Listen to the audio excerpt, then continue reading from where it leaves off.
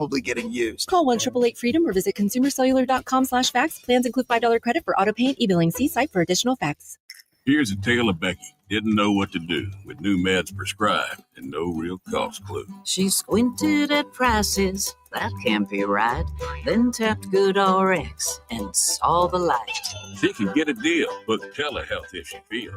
Learn about those meds without any stress. That one little app does all the rest. Even my horse downloaded it. Dang, save time and money on prescriptions. Check GoodRx. GoodRx is not insurance. From the ESPN studio, presented by Ortho Virginia. Find one of Ortho Virginia's orthopedic locations at orthovirginia.com. W291CL Lakeside Richmond. WURV HD2 Richmond. We are 106.1 ESPN.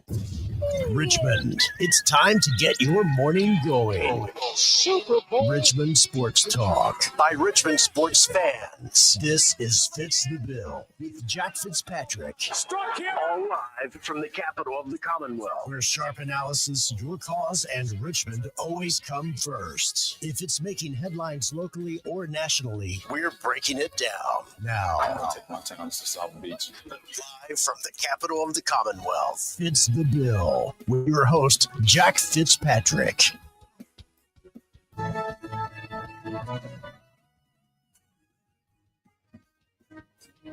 Good morning. Monday, September 29th. Appreciate you clocking in, getting your day started with us right here on ESPN Richmond, 106.1 on the old radio dial, ESPNRichmond.com, the ESPN Richmond app, and of course, we are streaming live on Facebook, Twitter, and YouTube. If you want to watch the stream, just type in ESPN Richmond in the search bar. We'll pop right on up, and you can watch live. You can be part of the show as well by liking, commenting, and subscribing. And we're coming off of a 40-40 tie, where a tie is like kissing your sister. And I'm still confused why that's the saying. That does not make much sense to me. But the Cowboys, much like that saying, don't make a lot of sense to me either. 1-2-1 now on the season. They've got a quarterback playing like the most valuable player in the National Football League, Dak Prescott. That's right. I said it. Dak Prescott has been playing like an MVP to start the season. He is the only reason the Cowboys are 1-2-1 this year. And he's been on the receiving end of two fantastic quarterback duels inside AT&T Stadium at Jerry's World. He got the win over Russell Wilson a couple of weeks ago in that insane quarterback duel between him and Wilson, and then a quarterback duel last night against Jordan Love, where the Cowboys, they didn't get the win, but for them, it feels like the next best thing. But everyone after that game did not feel that happy about the tie. And it's for the tie, 34. This one is good, and this one ends in the second highest scoring tie game. Obviously, didn't come down here to tie a football game, but that's what happened. You don't play the game for ties. I've told y'all before, I don't care about the stats. I don't care about the ups and downs, the ebbs and flows. I just care about the end result and the win. And so when you don't get that, right now it's tough for me, guess 10 years in, the first tie I've been a part of, it's hard to kind of wrap my head around it because I know I'd feel a hell of a lot worse if it was a loss. But I'm not satisfied. Not that I would be if we won, but it's a weird feeling. Coming into the game, both Dak, Micah, everyone involved in this said the right things. The only thing that mattered is winning. Well, as we can hear from Dak, from Matt LaFleur, from Mike Tirico on the call, that didn't happen. A 40-40 tie is how this one finished. And Prescott and Jordan Love both had 3 touchdown pieces. They included 7 consecutive lead-changing touchdowns before McManus had a tying 53-yard field goal as time expired for the Green Bay Packers to secure the 40-40 tie, second highest scoring tie in pro football history. A 43-43 tie happened back in the AFL between the Raiders and the Boston Patriots in 1964. This is the first tie for Dallas since 1969, the Packers' first since 2018. And the game flipped on its head, I believe, in the first half when it was 13-9, following the Cowboys scoring their touchdown. It was at one point 13-0. Then the Cowboys blocked the extra point. They return it for 2, and then that started getting their momentum going. And the Cowboys strip sack Jordan Love. They take over. They score. They take a lead into the halftime break, despite the Packers absolutely dominating the first 30 minutes of the game. And then from there, Dallas was able to keep it close, and they kept it as close as humanly possible with the 40-40 tie. That 16-point outburst in the second quarter was all they needed as things kind of just progressed from there. Dak Prescott finished with 319 yards, 3 touchdowns. Jordan Love, 337 yards. 3 of his touchdowns all went to Romeo Doubs. Josh Jacobs had 4 catches, 71 yards, plus 86 on the ground. But man, oh man, the biggest takeaway for me, Dallas's defense is so bad. Dallas's defense, I mean, they try every single way to lose the game for Dallas. Malik Hooker left this game with an injury, which is another blow to Dallas. I mean, it is just a rough go of it for the Cowboys defense. And that's why I say Dak Prescott's the MVP at this point in the season. He is the only reason Dallas is not 0-4 at this point in the season. His play has been fantastic. He has been, doing everything he possibly can to keep the Cowboys in these games. And this offense for Dallas, 4th in the NFL in EPA per play. They're 32nd in the NFL in allowed EPA per play. So their offense, uber efficient. Their defense allows opposing offenses to be uber efficient against them. And meanwhile, Packers defense also just couldn't stop the Cowboys last night. 117 team rushing yards. Javonte Williams looked like the Javonte Williams of 2023, was it? Pre-ACL, pre-meniscus, pre all of his injuries. And it all changed in the first half when Jordan Love got strip sacked. Tough go, because I don't know what to make of the Green Bay Packers now, sitting at 2-1-1, a loss to the Browns, a tie with the Cowboys, but they've also looked dominant in their wins over the Lions and over the Commanders, but they've not won a game since that Commanders game, that 27-18 win on Thursday night in week 2. Since then, a loss and a tie. They've got an off week, and then they're back home against the Bengals. Maybe they can use this very early bye week to try and figure some things out, because after a red-hot 2-0 start, feels a little disappointing that you're sitting here 2-1-1 on this season. All right, let's update you with some things that you may have missed in the wide world of sports overnight.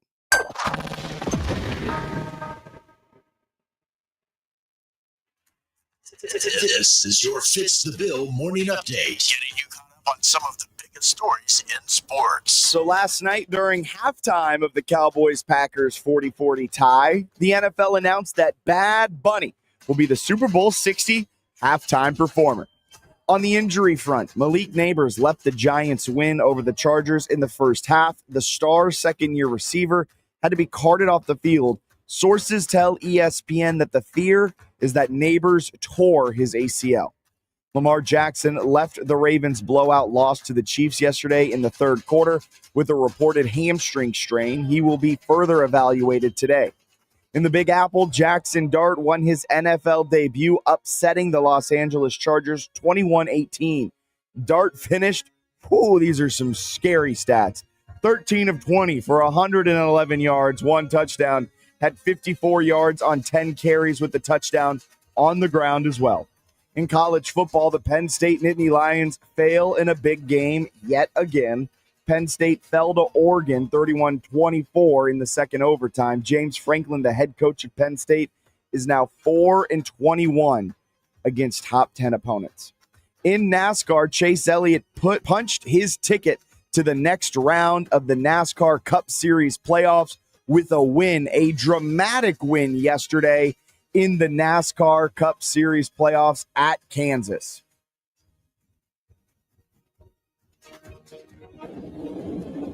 Driving that car with no power steering. Bubba's in the wall. He's fighting his bus for this win. Chase Elliott comes through on the inside. Oh my goodness. Chase Elliott. How about that? Chase Elliott punches his ticket to the next round. In the golf world, Team Europe withstood a massive Team USA rally on Sunday to win the 45th Ryder Cup 15-13. The fans on Long Island made their presence known throughout the week, and Roy McIlroy was the target of constant heckling at Bethpage Black. He called the fans' behavior unacceptable and said Americans should have been supporting their own players, not using that energy to insult the Europeans. Clearly, he has never been to a Giants game.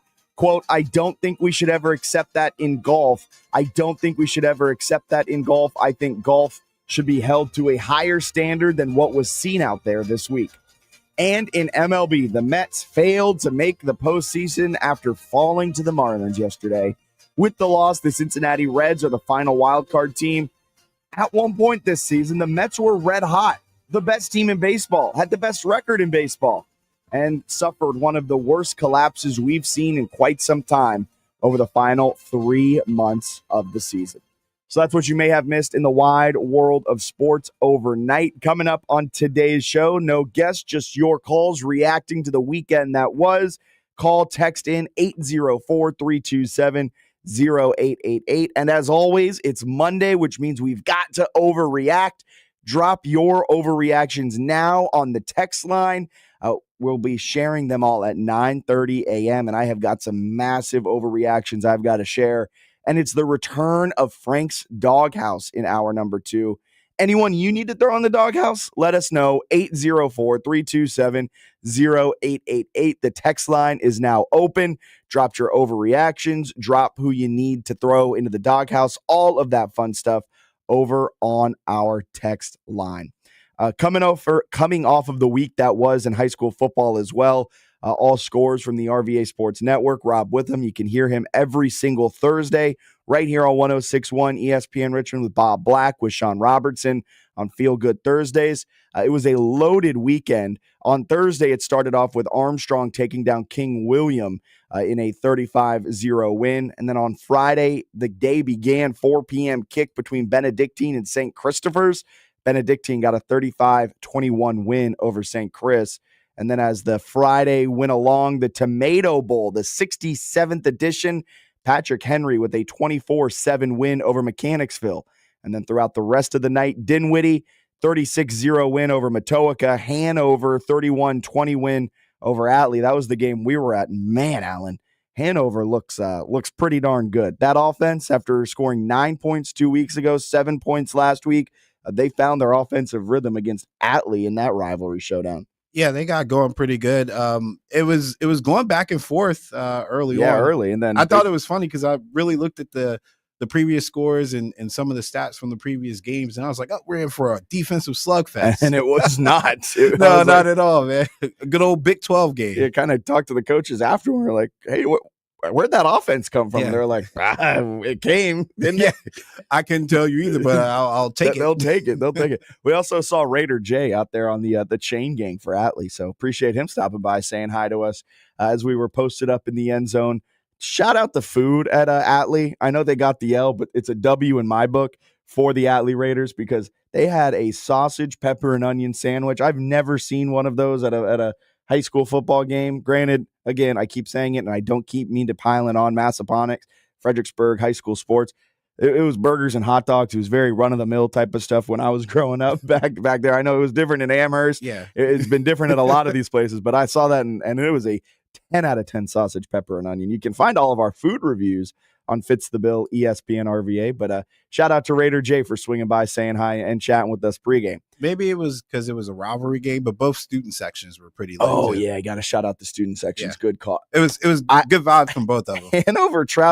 Hanover traveled one exceptionally well. They packed out the visitor stands. And then I've never heard this, and it was perfect in a rivalry game. The away team chanting to the home team the na-na-na-na goodbye chant. And I was like, oh, this is insane. Yeah. I've never seen the visitor telling the home team. Would they have beat Hanover shirts or something? Yeah, Atlee had beat Hanover shirts, and on the back, I think it said Hawk Roast. Maybe we need to start going to more rivalry games. Hey, maybe, because they were bred different. I've never seen a Hawk Roast, I think is what it said on the back of the shirt. I was like, oh, this is a rivalry. This is pure, unadulterated high school rivalry. Good for them. Verina got a 62-0 win over Henrico. Glen Allen beat Hampton. Hermitage down Deep Run. Miles Godwin beat J.R. Tucker. Thomas Jefferson a 61-0 win over BT Washington. Manchester down Cosby. James River took down Clover Hill. Monacan with a 3-point win over Powhatan, 29-26. Huguenot continues to just steamroll after their week 1 loss to St. Chris, 56-7 win over Midlothian. Thomas Dale with a 35-7 win over Prince George, and Collegiate fell to Paul VI, 29-21. All right, we're going to get a quick break in here. Step aside, be back. Is there trouble brewing in Philly? I know the Eagles are undefeated. They're one of 2 undefeated teams, but man, what A.J. Brown was tweeting out after the game, it's got me a little worried for what's happening in Philadelphia. We'll talk about that on the other side. Traffic reports on 106.1 ESPN Richmond, brought to you by Herman Allen Plumbing, Heating, and Cooling, a premier Lennox dealer. Online at HermanAllenPlumbing.com. Are you suffering from a sports injury, chronic pain, or something that just plain hurts? Ortho Virginia can help get you on the road to recovery. As the state's largest provider of orthopedic care, Ortho Virginia's team of specialists offers surgical and non-surgical treatment options. With 12 offices conveniently located in the Richmond area, visit orthovirginia.com or call 804-915-1910 to discover why at Ortho Virginia, stronger starts here. Driven by an unwavering passion for real estate, Wes Attia with Joyner Fine Properties consistently goes above and beyond for his clients.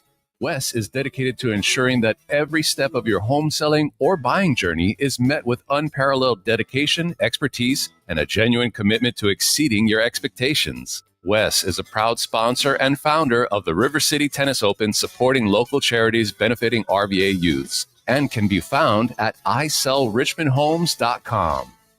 My brother-in-law died suddenly, and now my sister and her kids have to sell their home.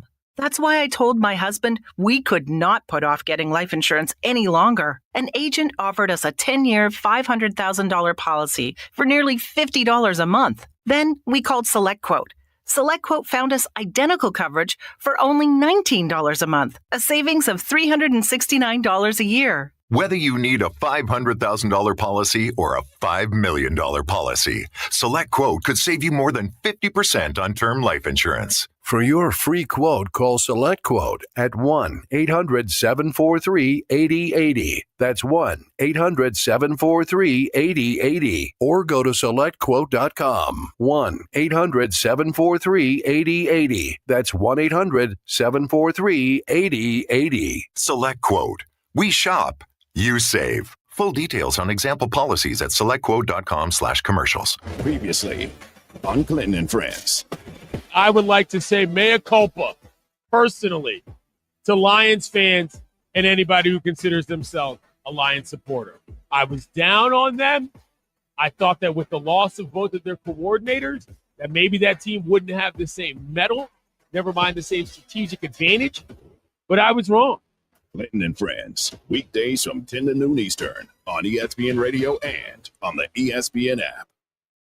Hey, did you miss Clinton and Friends?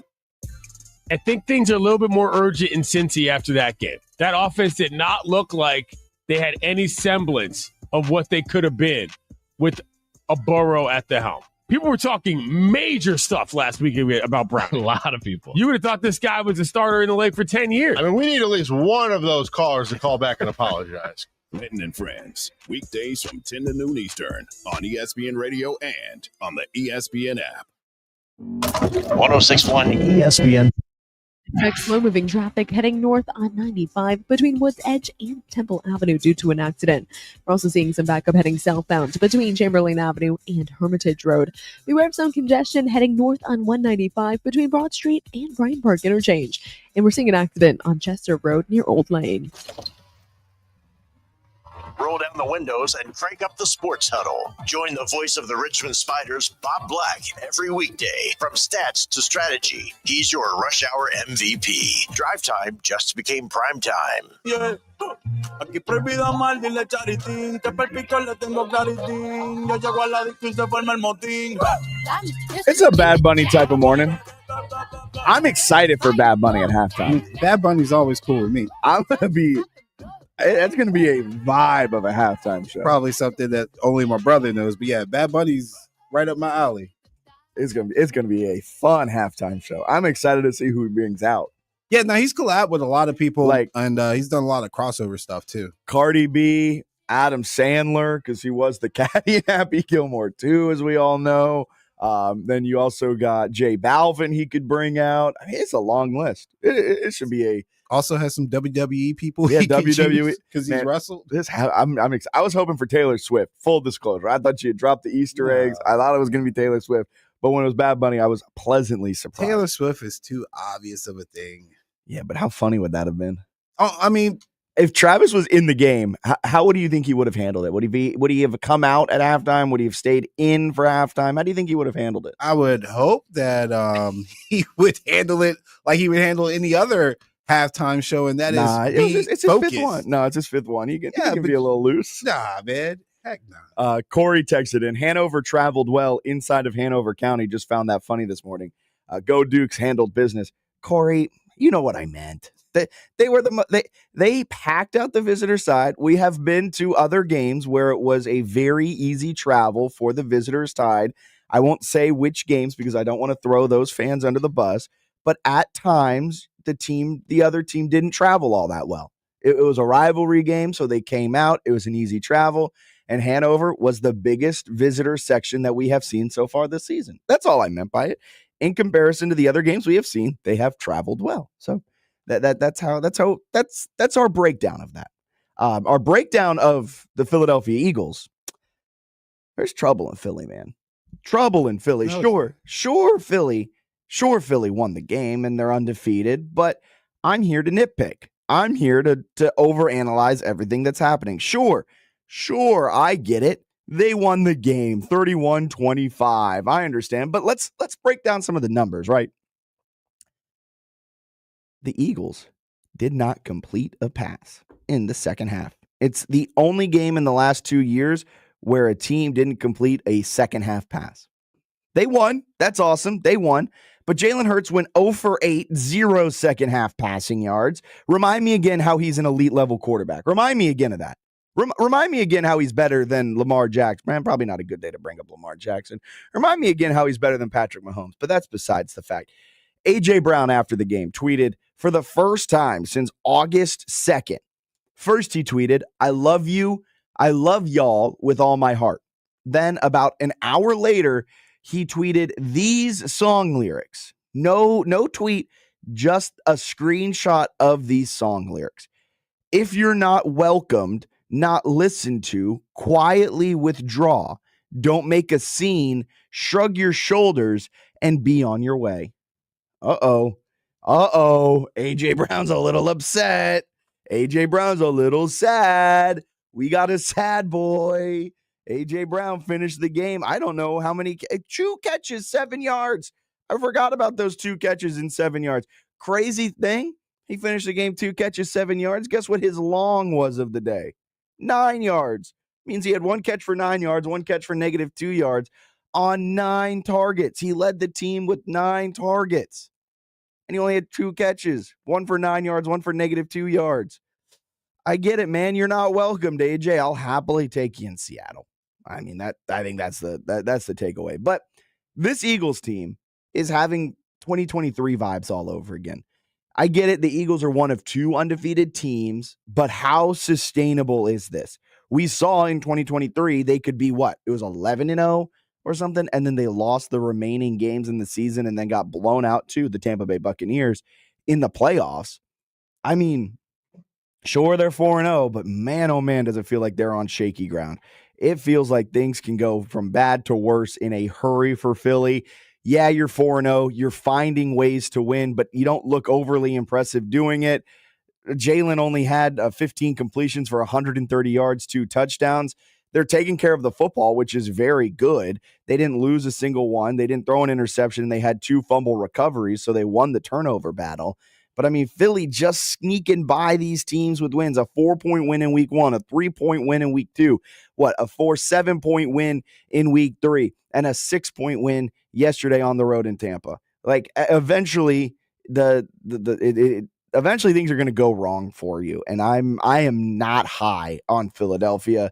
I think things are about to go from good to horrible in an instant. The second they lose a game, which is possible with the Broncos up next. I mean, they got the Broncos, and I know it's the Giants. The Giants aren't that good, but in a 4-day span, because they've got the Broncos and they got the Thursday night game against the Giants, I mean, that's a tough little 2-game gauntlet to go through here over the next 10 days. I'm not that optimistic on Philadelphia. Yeah. I guess I will represent all Philadelphia Eagle fans here. Sorry to make you do that, but no, it's fine. And just tell AJ Brown to shut up.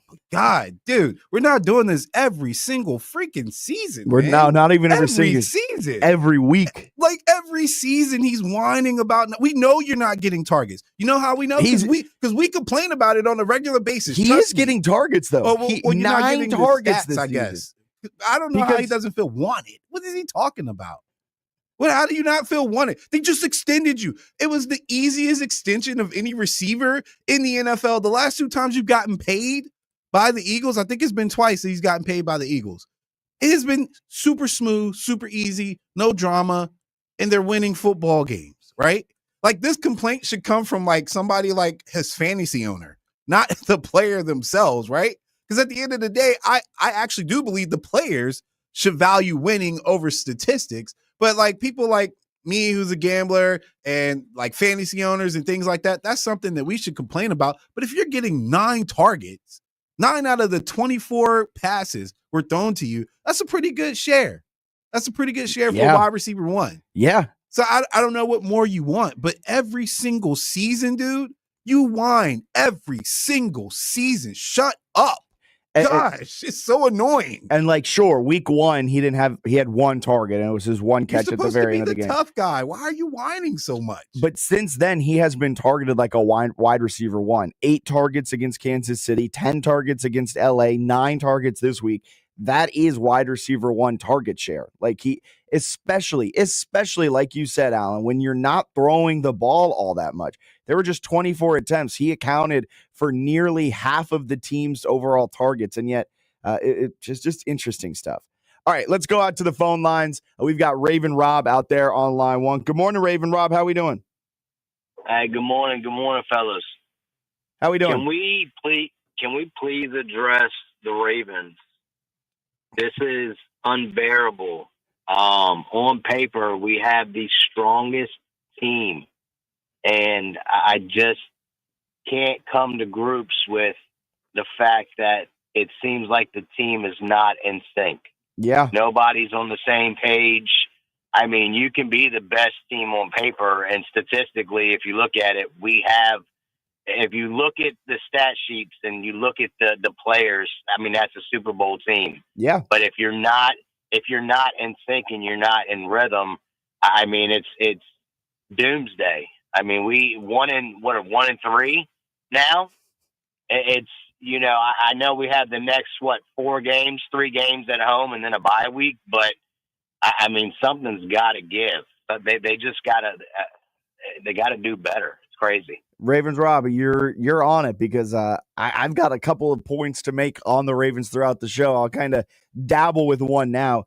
Correct me if I'm wrong, but they feel like a team that has gotten so close to the mountaintop on multiple occasions with this core group, with this coach, with this QB, with this core, that it feels like it is now starting to weigh on them. That the fact that they've gotten it so close to the mountaintop and they have slipped and fallen, and then they got so close again, they slipped and fell. They got so close again. They've nearly reached the mountaintop on so many occasions, but the boogeyman, Patrick Mahomes or whoever it's been, has been there to deny them, and it feels like that's almost weighing on them now, and they're playing no longer with like this youthful enjoyment, but rather just going through the motions each Sunday, and because of that, it's resulted in them being 1-3, and that blowout yesterday, that loss was ugly to watch.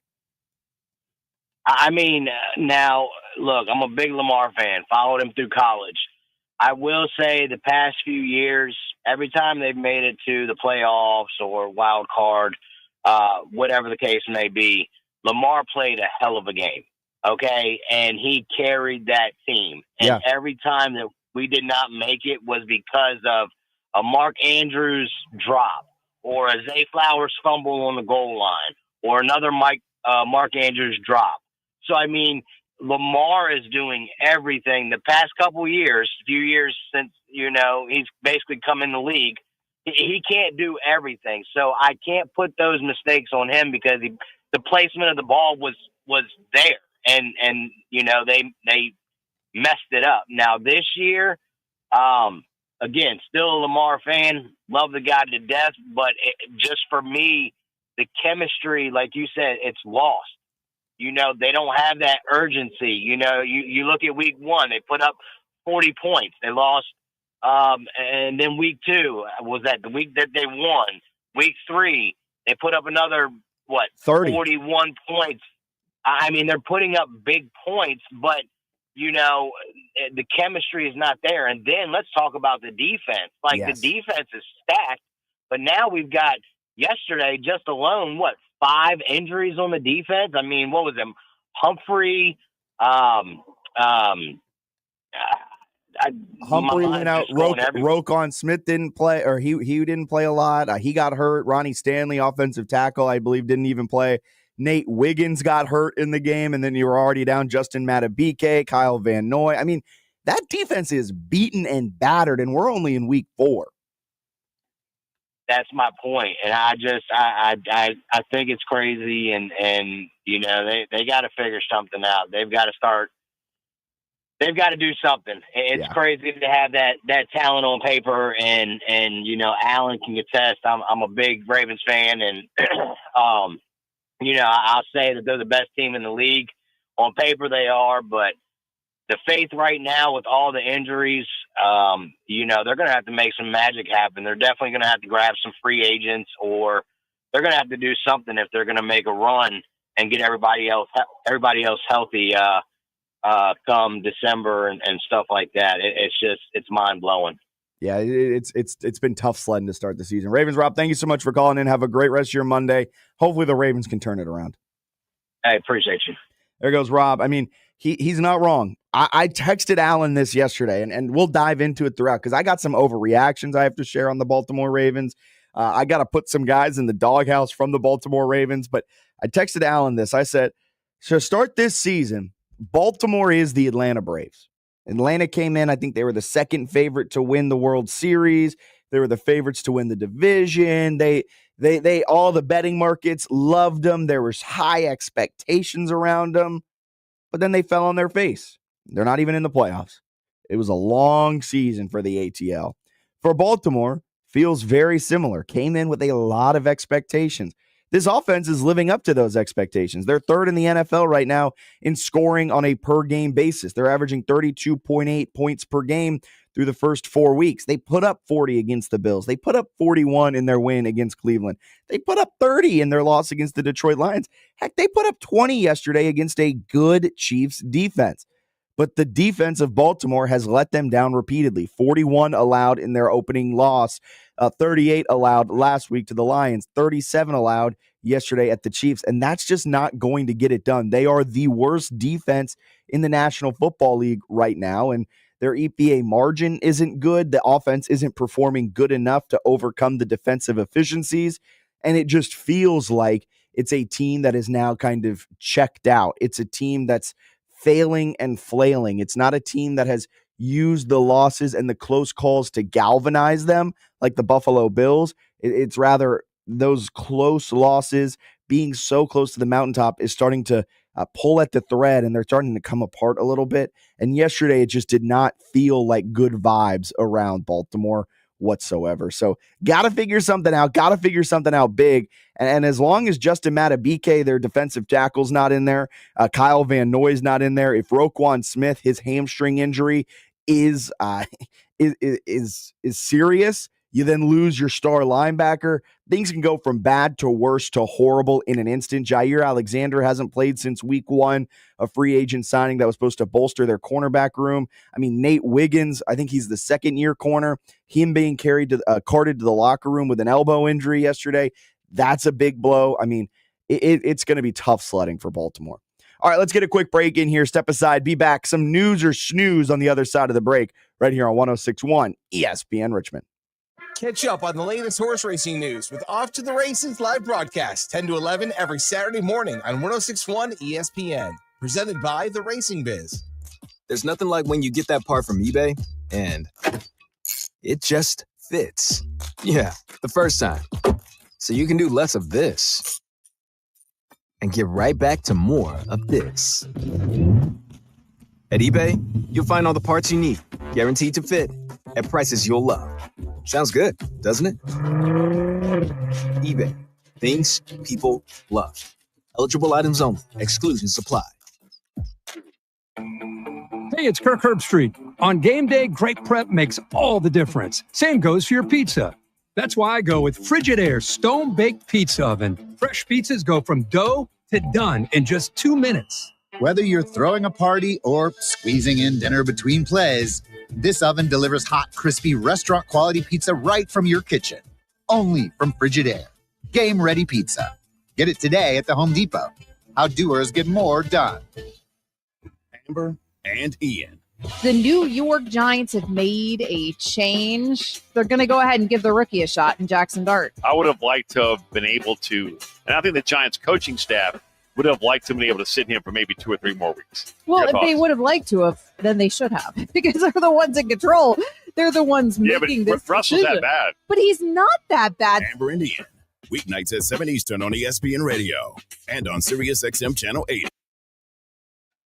Weather reports on 106.1 ESPN Richmond, brought to you by Herman Allen Plumbing, Heating, and Cooling, a premier Lennox dealer. Online at hermanallenplumbing.com. 106.1 ESPN weather. It's currently 65 degrees and cloudy with a high today of 76 and a low of 64. We're seeing on and off rain for the rest of the morning and into the afternoon, with scattered showers starting again at 4 p.m. Looking forward to tomorrow, we're going to see similar weather with on and off showers, a high of 73 and a low of 66.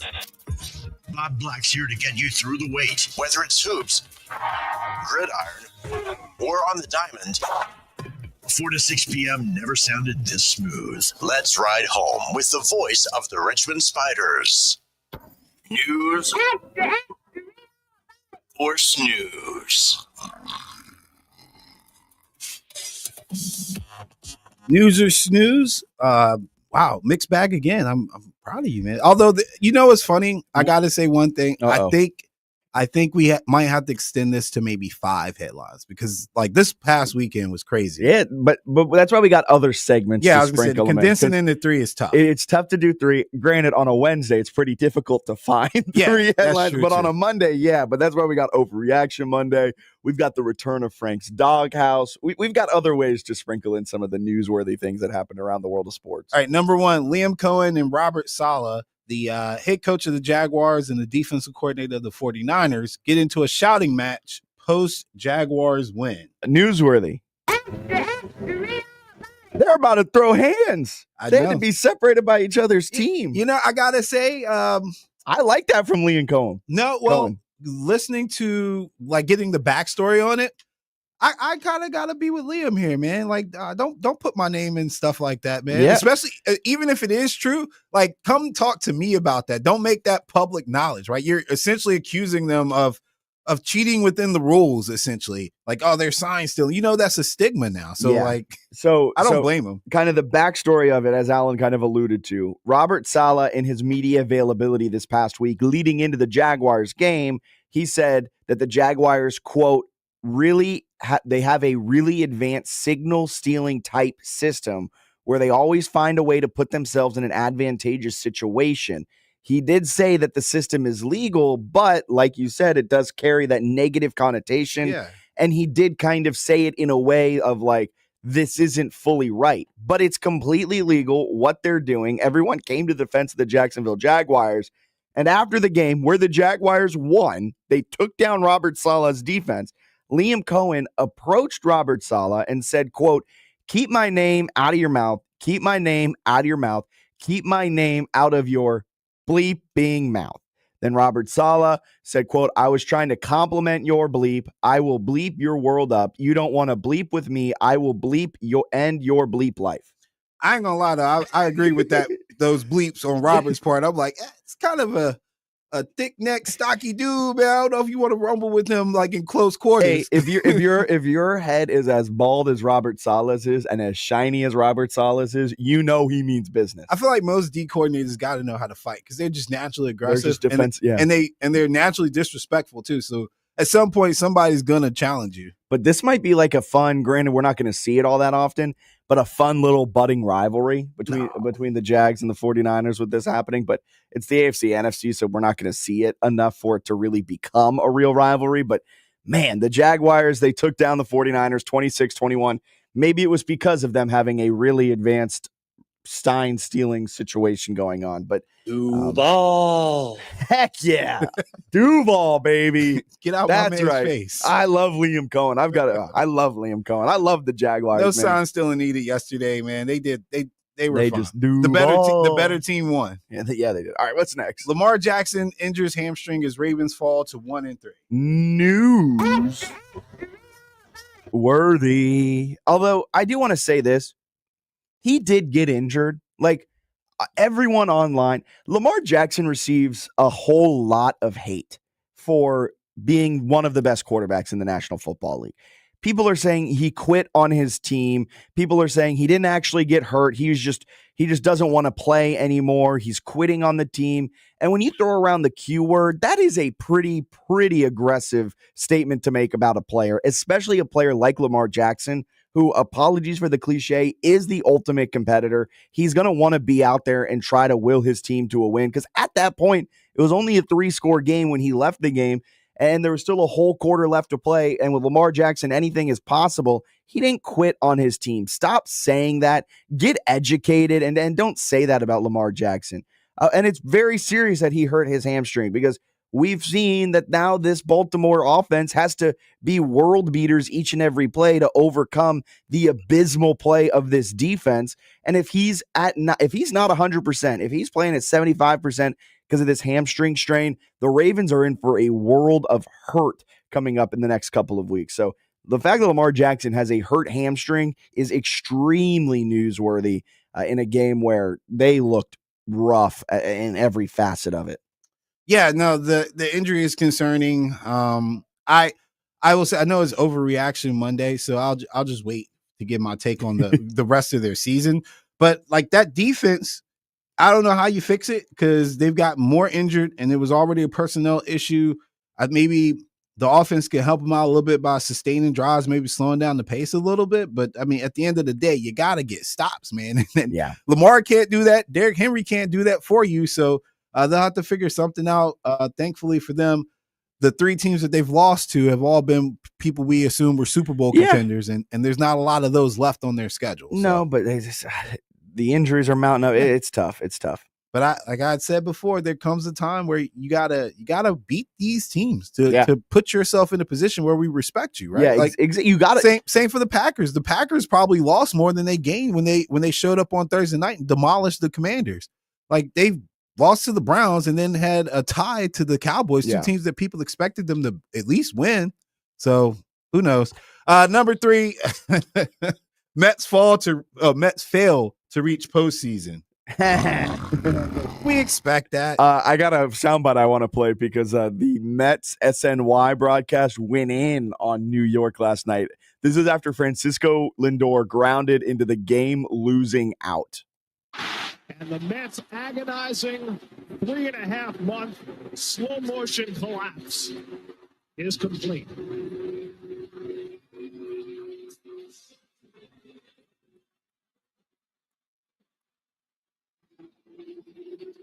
I love the sign. You just wait for what's coming. I know. They don't hold back. It's unfathomable that this collection of talent winds up outside of an expanded playoff system. After having the best record in baseball for the first 2.5 months of the season, everything goes wrong over the last 3.5 months, and the Mets find themselves on the outside looking in. Yikes. $323 million, man. One thing I've learned from listening to more broadcasts and things like that, when a game is over and there's about a 10, 15-second pause, the person that's about to speak is trying to collect themselves and figure out, how can I say what I want to say without getting fined by the FCC? Yeah, and especially New Yorkers. Oh, man. Especially New Yorkers. I want to be happy and celebrate their misery, but I think that's loser stuff. The Braves have no room to really talk trash other than the fact that the Mets are the Mets. You want to hear something crazy? What? On June 12th, New York had the best record in MLB, 45-24. After June 12th, they went 38-55 and failed to make the postseason. Oh, I forgot the icing on the cake. Pete Alonso wants out. Hey, he's opting out of his contract. Yeah. He had a player option. He wants to go be a free agent, so he's about to go up to the Yankees and play first base for them. No. Yankees only want left-handed bats. That's true. But man, what a failure of a season for the Mets. What a failure. What a Mets season. It really was. Couldn't have happened to a better team. Multiple 7-game and 8-game losing streaks. At one point over a month, they, I believe, had the worst record in MLB. So, I mean, you just go from being at the mountaintop to just being absolutely gut punched. And a payroll of $323 million does not come through for you. And it just proves you can't buy wins. You need so much more than just good talent. You got Lindor, you have Juan Soto, Marte's solid, but I mean, at the end of the day, you just couldn't string together enough wins. And it comes down to the final day of the season. You start questioning the losses that you suffered back in June, in August, maybe July. And it all came down to one game, and you lose it. And the Cincinnati Reds, they steal your spot in the wild card spot. You missed the best part of that broadcast, too, when they were complaining about the Marlins taking pictures in front of the dugout celebrating that they eliminated the Mets. Yeah, the Marlins love playing that spoiler role. That's great. Texter said a Cincinnati team finally gets to break out those champagne bottles and goggles for another baseball team losing. Whew. Yep, they got to celebrate. They had a massive celebration. The Reds got plastered in their locker room after that. I'm happy for the Reds. It was good for them. It was really good for them. All right, let's take a quick break. Be back. Wrap up the first hour Fits the Bill on this Monday morning right here on 106.1 ESPN Richmond. Traffic reports on 106.1 ESPN Richmond, brought to you by Herman Allen Plumbing, Heating, and Cooling, a premier Lennox dealer. Online at hermanallenplumbing.com. Hey, this is Jack Fitzpatrick. If you've ever been in a car accident, there's one place to call, Schilling and Esposito. I know them personally. I know their work ethic. They focus on their clients and their big dog obsession with getting the most compensation for their client. Heck, they even give you their cell phone numbers. Call them today at 804-320-0950 and put their entire team to work for you. 804-320-0950.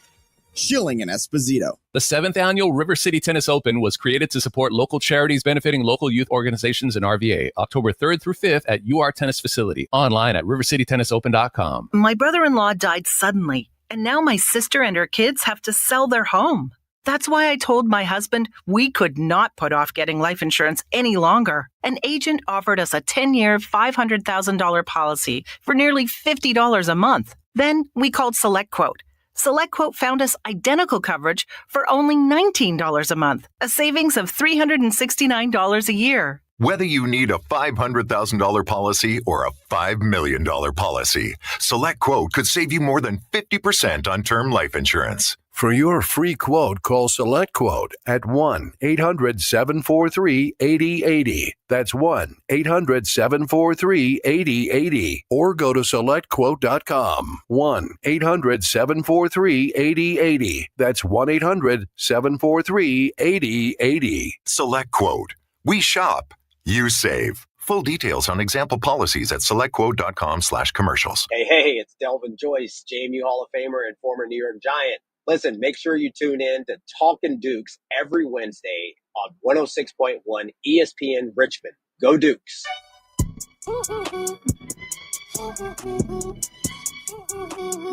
Welcome back in. Fits the Bill on this Monday morning.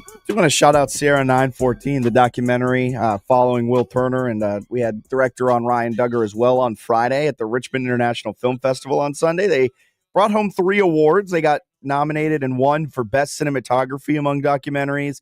They won the Maverick Award, which is cutting edge story / filmmaking. And they also won the Audience Choice Award for feature documentary. So congratulations to Sierra 914, a fantastic documentary chronicling a 65-year-old's ultra endurance triathlon that spanned over 914 miles. Will Turner. It was really great. You can find that interview if you missed it on Friday up on our YouTube channel. Just type in Fits the Bill and it'll pop up and you can watch that over there as well. Do want to address Ryder Cup. We got a text in from Chris. How about that Ryder Cup? Is it time for the USA to have to qualify for the right to play Europe for it? Yikes. Look, there's no yikes. That was a fantastic comeback on Sunday. No, but that Ryder Cup was lost on on Friday when Keegan Bradley put together the worst pairings known to man, and Team USA got boat raced off the course on Friday. It was lost then. They shouldn't even have had to come back, and they did what they did on Friday. They lost. And Team Europe dominates this event now. I have no idea what we can do to fix it, other than it seems, again, I'm saying this once again, the fans are more passionate than the athletes representing the country for the Ryder Cup. It just felt like that. That's a big reason why Team Europe is so much better at it, because they actually take pride in playing. Yes, they take pride. They seem to care. They actually seem to have had conversations and hung out with one another to build camaraderie, to be more than just names on a paper or robotic about it. This is a competition and it's team based. So you gotta have some chemistry with your teammates. It's like us doing a show and we don't like each other. It's kind of hard to do that, right? You gotta have some kind of camaraderie if you're working together for a common goal. And in this case, again, Team USA just seems to either be a buddy system or somebody's a smidge out of touch with the current landscape of good golf. Because I know Justin Thomas has some moments, but I still don't understand how he keeps making the team.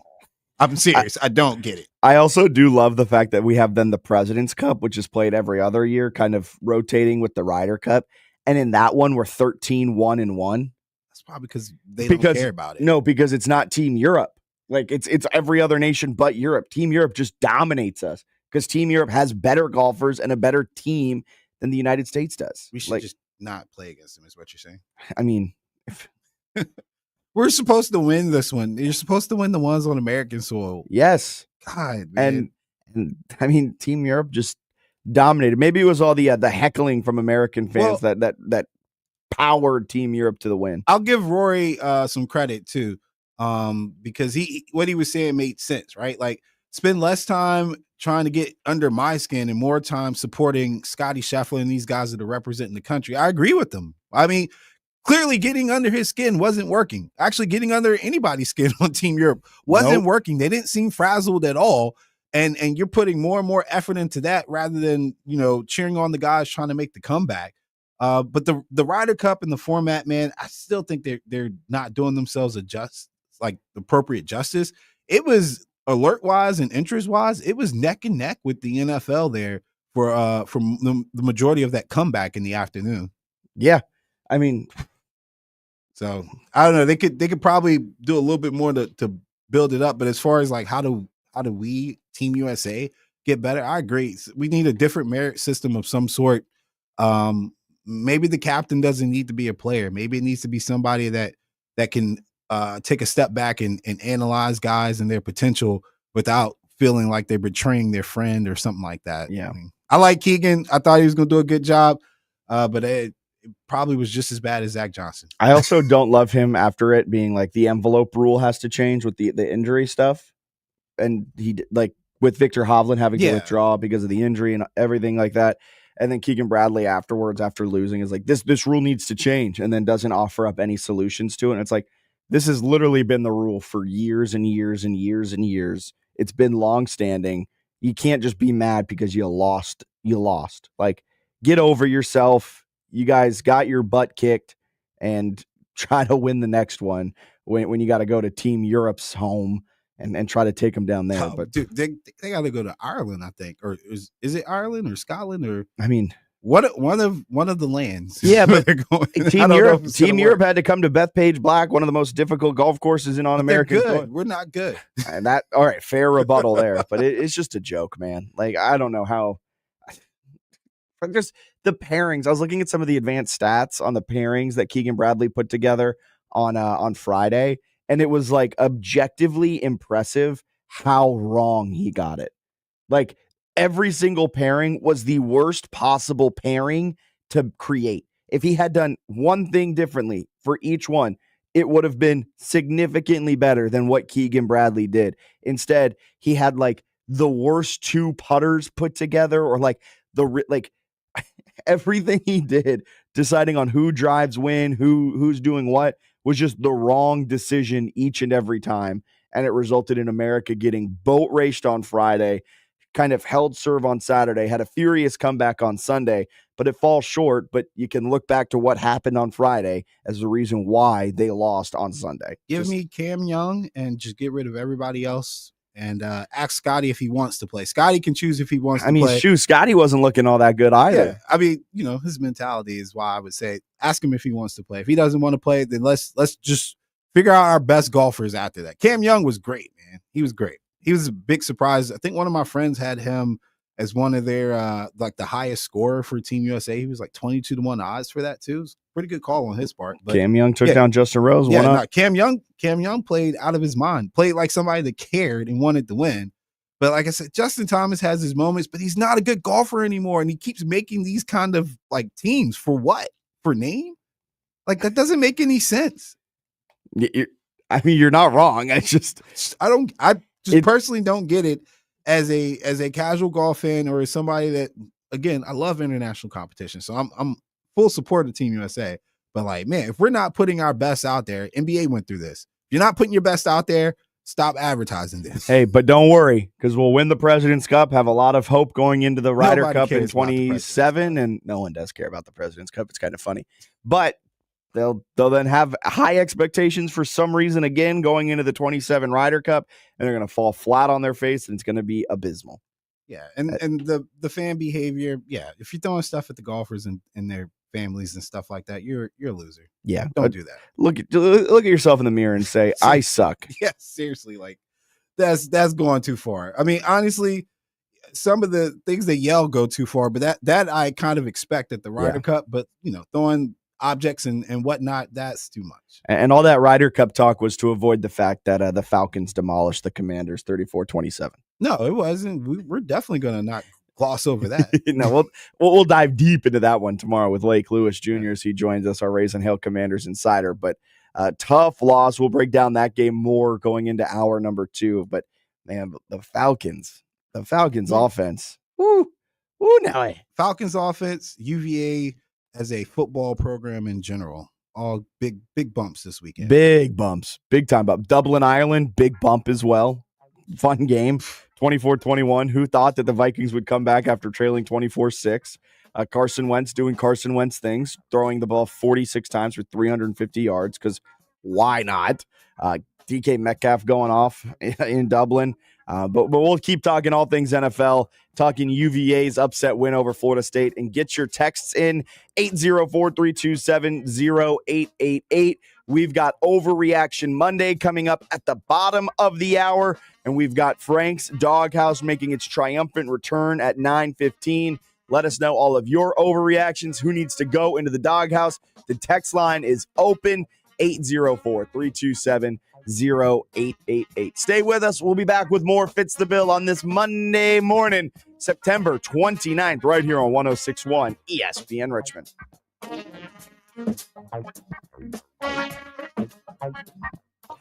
Hey, Richmond, this is Ben Ingram, and there's only one place in the 804 to stay up to date on all things Atlanta Braves. 106.1 ESPN. Horse racing is back, and it's time to get ready for another Triple Crown season. Get the latest from the industry every Saturday morning from 10 to 11 with Off to the Races on 106.1 ESPN. By the Racing Biz. Nick Hahn and Frank Vesby bring you their insight and knowledge, talking with the people making the headlines, including jockeys, trainers, and owners. Plus, get the expert picks each week, including a visit by Derby Bill Watson. It's Off to the Races each Saturday morning at 10 on 106.1 ESPN, streaming live on the iHeartRadio app. Quiet down, first she comes. Surprise! Your accountant just emailed to say your quarterly taxes are way higher than you were expecting. At Progressive, we know small business owners don't usually like surprises because they cost you money. But a good surprise that could save you money? Getting discounts with a commercial auto quote from Progressive. Also, your favorite employee is leaving. They're going to pursue their dream of being a veterinarian. Surprise yourself. See if you can save in as little as 8 minutes at ProgressiveCommercial.com. Progressive Casualty Insurance Company and Affiliates. Discounts not available in all states or situations. Stuck in a job that just isn't getting it done? Maybe it's time to go for IT. Whether you're just starting out, switching careers, or a military veteran ready for change, My Computer Career can help you launch a rewarding career in IT in months. No prior experience needed. Why spend years getting a traditional degree when your future in IT can start right now? Take the free career evaluation at mycomputercareer.edu today. Your most powerful upgrade? Your career. Go for it. Go for IT. Financial aid is available to those who qualify, including VA benefits. This is Freddie and Harry. I know other teams I didn't post their will in Alabama, they seem powerless, like they're afraid to stand up and be counted, that they want to be too pretty and not gully and not gutty enough. Nick Saban's teams were pretty, but when they need to get gully, they did. Any team worth their weight in salt, when it's time to get down and dirty, you're not afraid to do it. 13, 14 games of killing DeBoer, the dirtier the game gets, the more they want no part of it. And that's something the coach better fix. Check out more from Freddie and Harry weekdays at 3 Eastern on ESPN Radio and the ESPN app. From the ESPN studio, presented by Ortho Virginia. Find one of Ortho Virginia's orthopedic locations at orthovirginia.com. W291CL Lakeside Richmond. WURV HD2 Richmond. We are 1061 ESPN.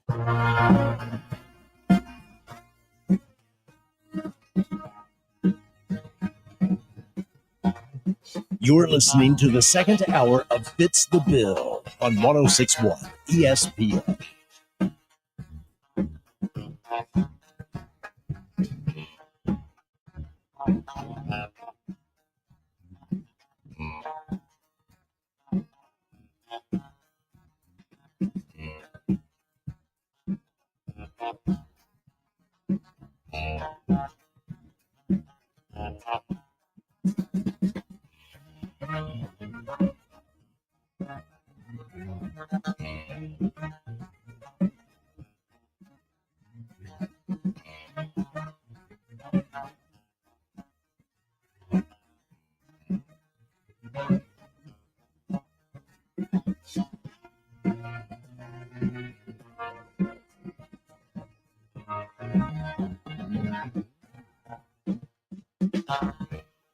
The eighth-ranked team in the country needs 12 yards to avoid the upset. Cavaliers with 3 down linemen. Castellanos in the shotgun. Virginia brings the blitz. Castellanos in trouble. Hit as he throws. Hangs it up towards the end zone. And it's intercepted! Virginia has done it!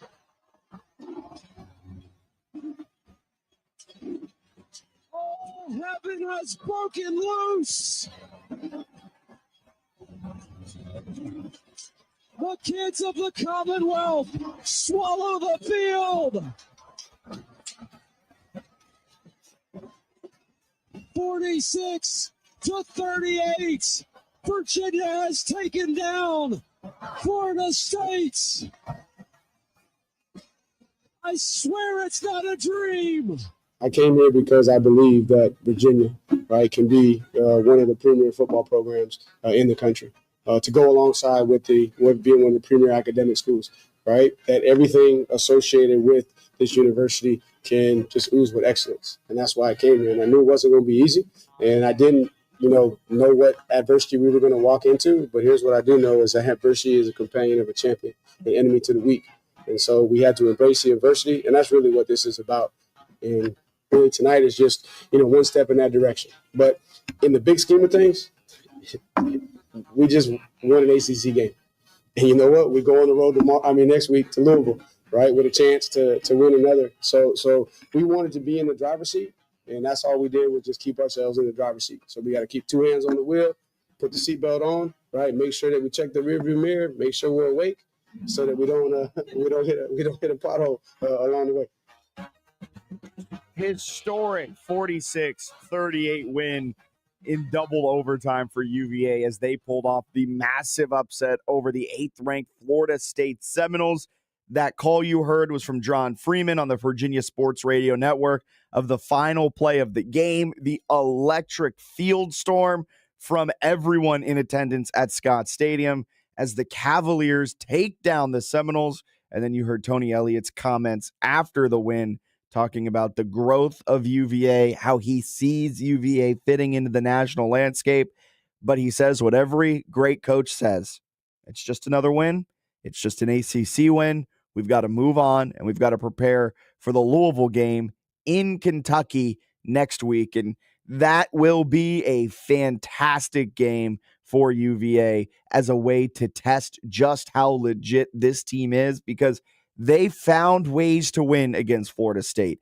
Florida State, if you look at a lot of the stats, should have won that game by multiple scores. They won the turnover battle. They were able to intercept Chandler Morris 3 different times. But the fact that UVA, this is going to be shocking to say, but the University of Virginia in Charlottesville dominated the trenches.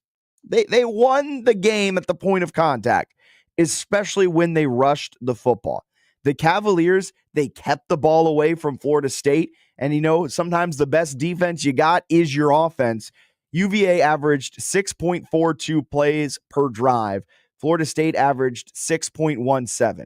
So they were able to get the ball back from Florida State, and they were able to keep the ball away from the Seminoles. And there was a point in this game at the end of the third quarter, going into the fourth quarter, where UVA had back-to-back touchdown drives, and combined, they were 28 plays and lasted just over 14 minutes. So in the second half, UVA held the ball for just about one entire quarter.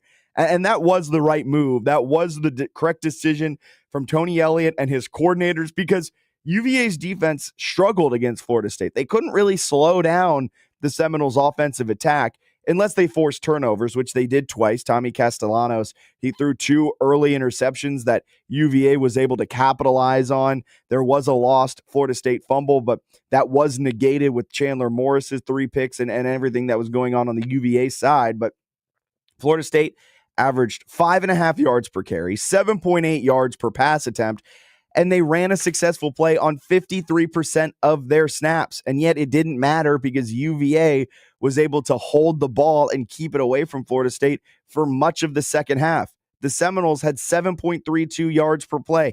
They had 0.27 EPA per play, all of which are better than what UVA's offense did. UVA had a successful play on 51% of its plays, 5.9 yards per play, and 0.23 EPA per play. Florida State's offense won them that game, but Florida State's defense could not get off the field in high leverage moments like UVA's defense was able to. UVA played fantastic situational football. There's this thing in the middle of a football game. It's the 4 minutes before halftime, the 4 minutes after halftime, and you call it the middle 8. And you can point to that portion of the game, the 4 minutes before half and the 4 minutes after half. And if you win the middle 8, the odds of you winning the game are exponentially higher. And UVA won the middle 8. They also were extremely strong on late downs.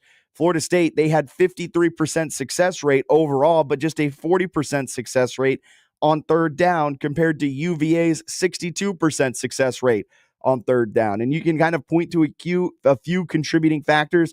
That is one of them. UVA played good situational football, and it powered them to a 46-38 win in double overtime. It is a program-defining win. It is a Tony Elliott era-defining win, and UVA is showing off that, hey, with some NIL money, Tony Elliott can put together an impressive football team, as they are sitting there now with just 1 loss on the season. They've got 1 ACC win under their belt, 2 ACC wins under their belt. Sorry, forgot that Stanford was an ACC game. And they are looking like they are going to be competitive this year in the ACC. Alan, I am so sorry for your Florida State Seminoles. That was a tough loss. Yeah, it's a tough loss, but you know what? I'm not mad at it. I'm happy for Tony Elliott and UVA. I've been one of the folks on there that said I feel like Tony's going about it the right way. He's got a lot of kids from not only the 804, but like Central Virginia as well. Like he's stayed true to trying to get the talent from home down in Charlottesville and then build from there. I think he needs to keep in mind the blueprint he used to get a Chandler Morris. There are options out there that in this day and age will allow you to make that something consistent, right? You get a guy whose pedigree says he's upper echelon because he's recruited by Oklahoma, been to TCU. He's got at least some experience, if not by osmosis, just like, being around these winning programs. He goes to North Texas, plays in a very QB-friendly system, shows once again he's got the talent to navigate whatever you need him to do as a quarterback, and you bring him to UVA in this instant elevation for your program. Yeah.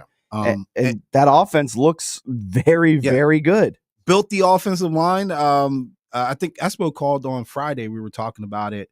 But like he built the offensive line with the idea that they would dominate a team like a Florida State, like to compete. Like he needs the trenches, and that showed up Friday night bigger than anything. And we didn't even get to watch the game because we were out at Hanover and at Lee. But between the group texts, obviously, because majority of my friends are UVA fans, they were letting me know instantly when something happened, all the way up until the last play. Then all of a sudden, everybody went silent for some reason. But like I was well informed. I felt like I was at the game. So based on what I was told and what I saw through some of the replays, it's a quality win. 1,000% a quality win for this program. I rushed home. I was listening to the game on my drive home, got home, and it was right when overtime was starting, and I was able to post up as I was editing the videos, the post-game interviews we did with coach and player. I was posting them up, and as I was watching the game, and I was like, this is going to happen. They are going to do this. And you're right, built up the trenches.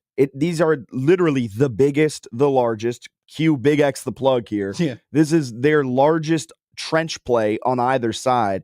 And through the offensive line, they were able to, recruit really talented offensive linemen and then bolster some of that depth through the transfer portal. And then you were able to go out and you identified key spots that you needed help in the transfer portal. Chandler Morris, bringing him in, like you said, elevated everyone. Jamari Taylor is not getting, I think he will now, but that dude is a stud. He played the first 4 years of his career at NC Central, where he was a Walter Payton Award finalist last year, first team All-MEAC. And then what has he done now since coming to UVA? Oh, he's just one of, if not the best running back on a consistent basis in the ACC. 27 carries, 99 yards, and a touchdown. And what he was doing through the air was impressive as well. Trell Harris had himself a good game. Jamal Edrin had a good game. Cam Ross, the JMU transfer, 5 receptions, 34 yards. This team looked so much better. And like watching the game, you're like, this is UVA. This is the UVA team that has been kind of in the dumpster for so long in the Tony Elliott era. And I get Tony Elliott was dealt a extremely tough hand. And I think we tend to forget what he went through when he first got there and everything that was around that program. His ability to steady the ship, be that guy, the fact that UVA kind of kept the faith in him, and I think it's paying off. And, oh, by the way, it helps a whole lot when you have an NIL investment into the program like UVA got this offseason, where they were able to go out and get a Jamari Taylor and get a Chandler Morris and keep a lot of their wide receiver weapons and go out and get a Cam Ross, who's been electric in the return game and as a slot receiver for UVA. I am high on Virginia. I was high on Virginia coming into the season. I'm still high on them now as they sit at 4-1 overall, and they've got a pretty massive test on Saturday at Louisville, 3:30 p.m. kick on ESPN2. If you can back it up, if you can back up a Florida State win with a road win against a Louisville team that looks like they can get got. Louisville spotted Pitt. I think Louisville's overrated. Overrated. I was really high on Louisville, but watching them spot Pitt 17 points on Saturday and just kind of look out of sorts. Miller Moss, I think, came back to earth a little bit. Sure, Louisville got the win. Sure, they're 4-0 on the season, but they're not as strong as I think that 4-0 makes you believe. Easily could have lost the Pitt game. And this isn't just my JMU homerism talking, but easily could have lost the JMU game. And those couple of balls bouncing one way or another could be 2-2 for Louisville. And so this is another winnable game for UVA. And all of a sudden you can blink and they can be sitting there 3-0 in conference play, 5-1 on the season. And UVA, man, that is impressive. Yeah. Taking a game at a time, obviously getting the kids to refocus after such a big win is going to be hard. But like you said, Louisville can be had. If I was coach, I would probably just make it a very physical game, because I think those guys in the trenches is where you can do the most damage if you're UVA. And it's just another opportunity for them to just display what they got going on for the program. And when you win like that on these big stages, like, I don't think we can quantify the bump you get with recruits or with transfers, right? Like, hey, this is an opportunity for me to grow. Look at Chandler Morris. He went from North Texas and transferred over to UVA, and he's getting spotlight, right? That's a big win. It's a top 10 win. You're on ESPN. The ACC, like it's a bump up for some of these guys looking to take that next step with talent. So it's a twofold thing for UVA. They got to keep the momentum going. Don't get too big headed. And like I said, I agree with you. I think Louisville can be had. And if they beat Louisville, I don't see how they don't make a bowl game at least, which I thought was like, the goal here is to make a bowl game for now UVA. the goal but is now like ACC contention. Yeah, you got a little bit of a road there. Let me tell you their schedule remaining. Louisville might be their biggest test here on out. We'll talk about Virginia Tech here in a second. That might be their biggest test, but you got Louisville this Saturday, then a non-conference game at home against Washington State. Then you're at North Carolina, at Cal. Cal might be a little bit of a difficult test, but I'm not all that sold on Cal. North Carolina, we know they stink. Wake Forest at Duke, and then Virginia Tech to finish out the season. You will be tested, but it's not like you got Miami on there. You don't got Georgia Tech. You don't have I already said Miami. You don't have a SMU on there. You overcame your one big guy on there, and that was Florida State. Now handle your business the rest of the way. You can probably afford a loss or two to still be in ACC contention, and you are well on your way to bowl eligibility. And I was high on UVA coming into the season. I'm even more high on them. They nailed the quarterback in the portal. They nailed the running back in the portal. They nailed a slot receiver in the portal. And getting just bigger guys and getting depth in the offensive line positions was massive because they were without their center in that game against Florida State. And it really didn't matter because they dominated in the trenches and they were able to create enough yards and enough opportunities for their running backs to maintain time of possession. And the fact that UVA had two drives, one in the third, one in the fourth, back to back, that both resulted in touchdowns that had them hold the ball for just under 15 minutes is wildly impressive. All right, let's go out to the phone lines. We've got Espo on line one. Good morning, Espo. How are we doing? Take a bow, man. That was a good call. I never thought I would say they're a tough, gritty football. Gritty is really a great word. Gritty is a great word to describe them. They remind me of George Welch's team. They don't give up. They play hard-nosed defense. And let me tell you something. That Chandler Morris is as good as it comes in that environment with that kind of team, with that defense. It was impressive. And, you never know if it's just a one-off or they'll revert back to the mean or whatever. But for that one night on that day, I mean, they may be a UVA fan, and believe me, that's not easy. We right there with you, Espo. I was rooting for UVA, probably one of the only few times that I will be actively rooting for them. But just rising tide lifts all boats. You want to see the Commonwealth have solid teams. And you're starting to see that with UVA, with ODU, with JMU. I mean, who knows? Virginia Tech might be finding a rhythm now that they've gone 2-0 since firing Pry. But you're right. It's a gritty team. They've nailed their transfer additions. And I think this is the mean. I think this is the normal for UVA this season. And in this transfer portal age, you just got to nail the right coach. Tony Elliott seems to be a pretty good program builder. And you got to nail a couple transfer portal guys. And you've got a new identity each and every year. And this just might be the identity of UVA. We're going to hang a lot of points on you, and we're going to hold on for dear life with our defense. They're going to make enough big plays to keep us in these games and win us some games.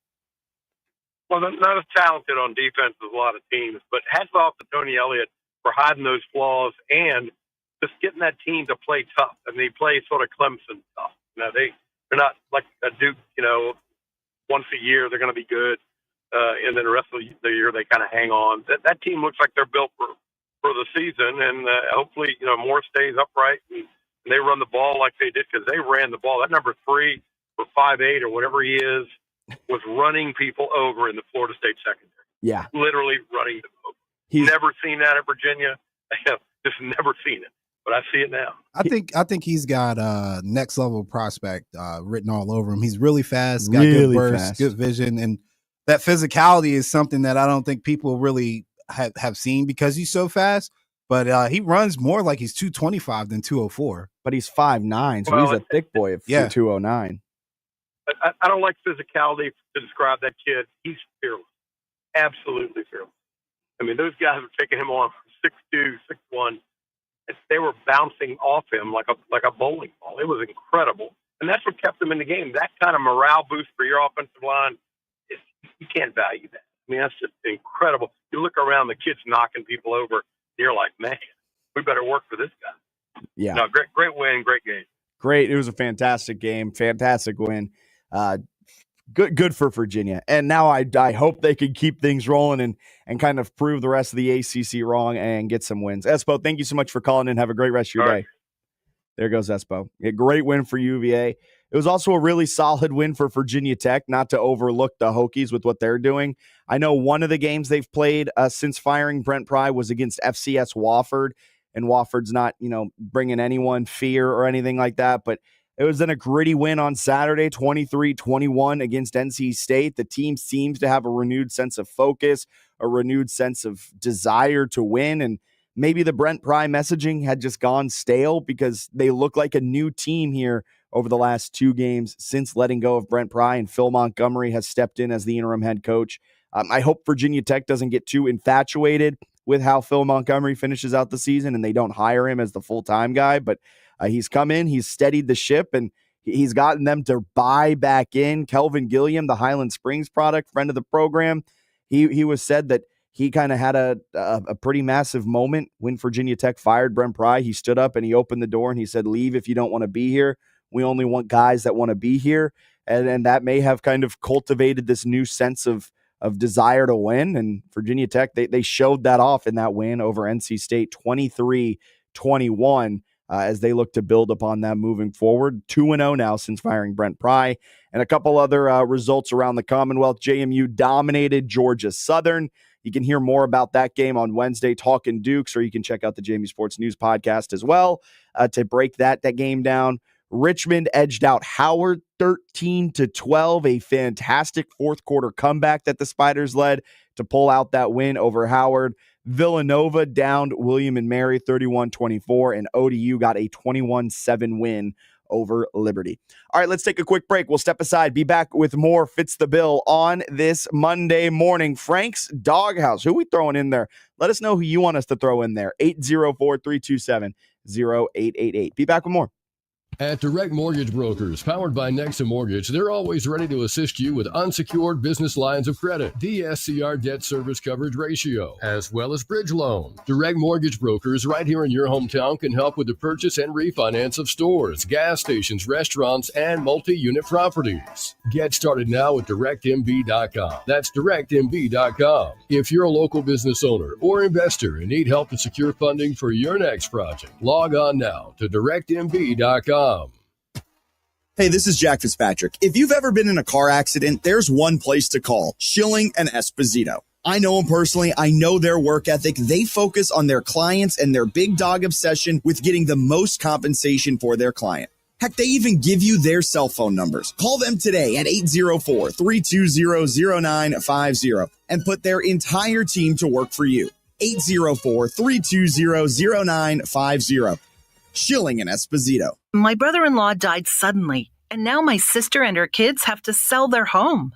That's why I told my husband we could not put off getting life insurance any longer. An agent offered us a 10-year, $500,000 policy for nearly $50 a month. Then we called SelectQuote.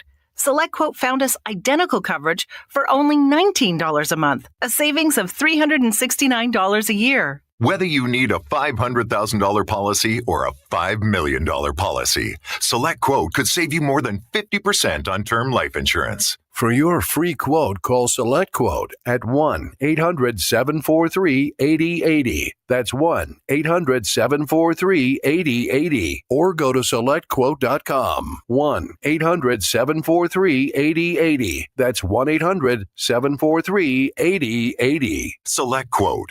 We shop. You save. Full details on example policies at SelectQuote.com/commercials. We're more than a station. We're a sports community. Braves, Spiders, NFL, NBA, MLB, NASCAR, talk shows, big games, local heroes. 106.1 ESPN Richmond. It's where Richmond talks sports. Want your brand in the mix? Advertise with us today. Call 804-330-5700 or email ESPNRVA@SummitMediaCorp.com. Stretch your sports IQ from sideline to sideline, border to border with Matt Josephs, where local meets nationwide news. Buckle up for analysis that crosses every line. No passport required. You blew it. Uh-oh. Frank the Beagle saw it. Now you're in Frank's doghouse.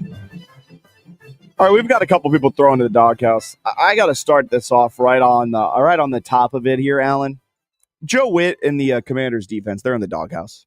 They're in the doghouse. You can't let up that many points to a team that literally scored none the week before.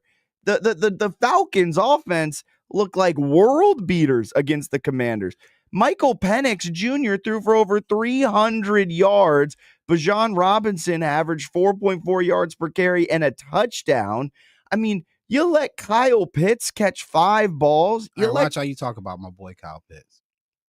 You let Kyle Pitts catch 5 balls. He scored a touchdown on him last year. You let Kyle Pitts score a touchdown on you last year and again this year. You let Drake London's a good wide receiver, but he caught 8 passes for 110 yards. Bijan Robinson had 106 yards through the air on 4 catches. This defense, led by Joe Witt Jr., they've got to figure something out. They're really good against the run this season, according to PFF grades, but they are horrible in coverage.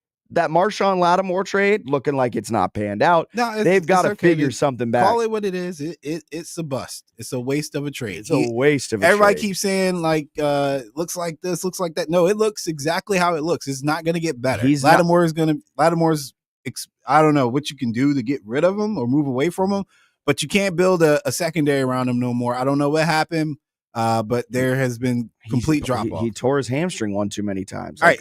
Can I get a pun in here? I want to throw the Commanders defense a bone for the simple fact that there's no scenario where they could match up against these weapons of the Falcons. I don't care if they didn't score any points, but Robinson's too quick, too fast. London's too big and too fast, and so is Pitts and all this. They just don't match up well against this team. So the Panthers defense doesn't match up well against this team. The Panthers have one of the worst defenses. They had a bad game against a really, really bad game against the Panthers. Okay, well then it's on Joe Witt Jr. to figure out, okay, we've got to slow them down at least a little bit. You can't let them score 34 against you. Yeah, part of the issue too is that I sometimes think of offense and defense as a dance, right?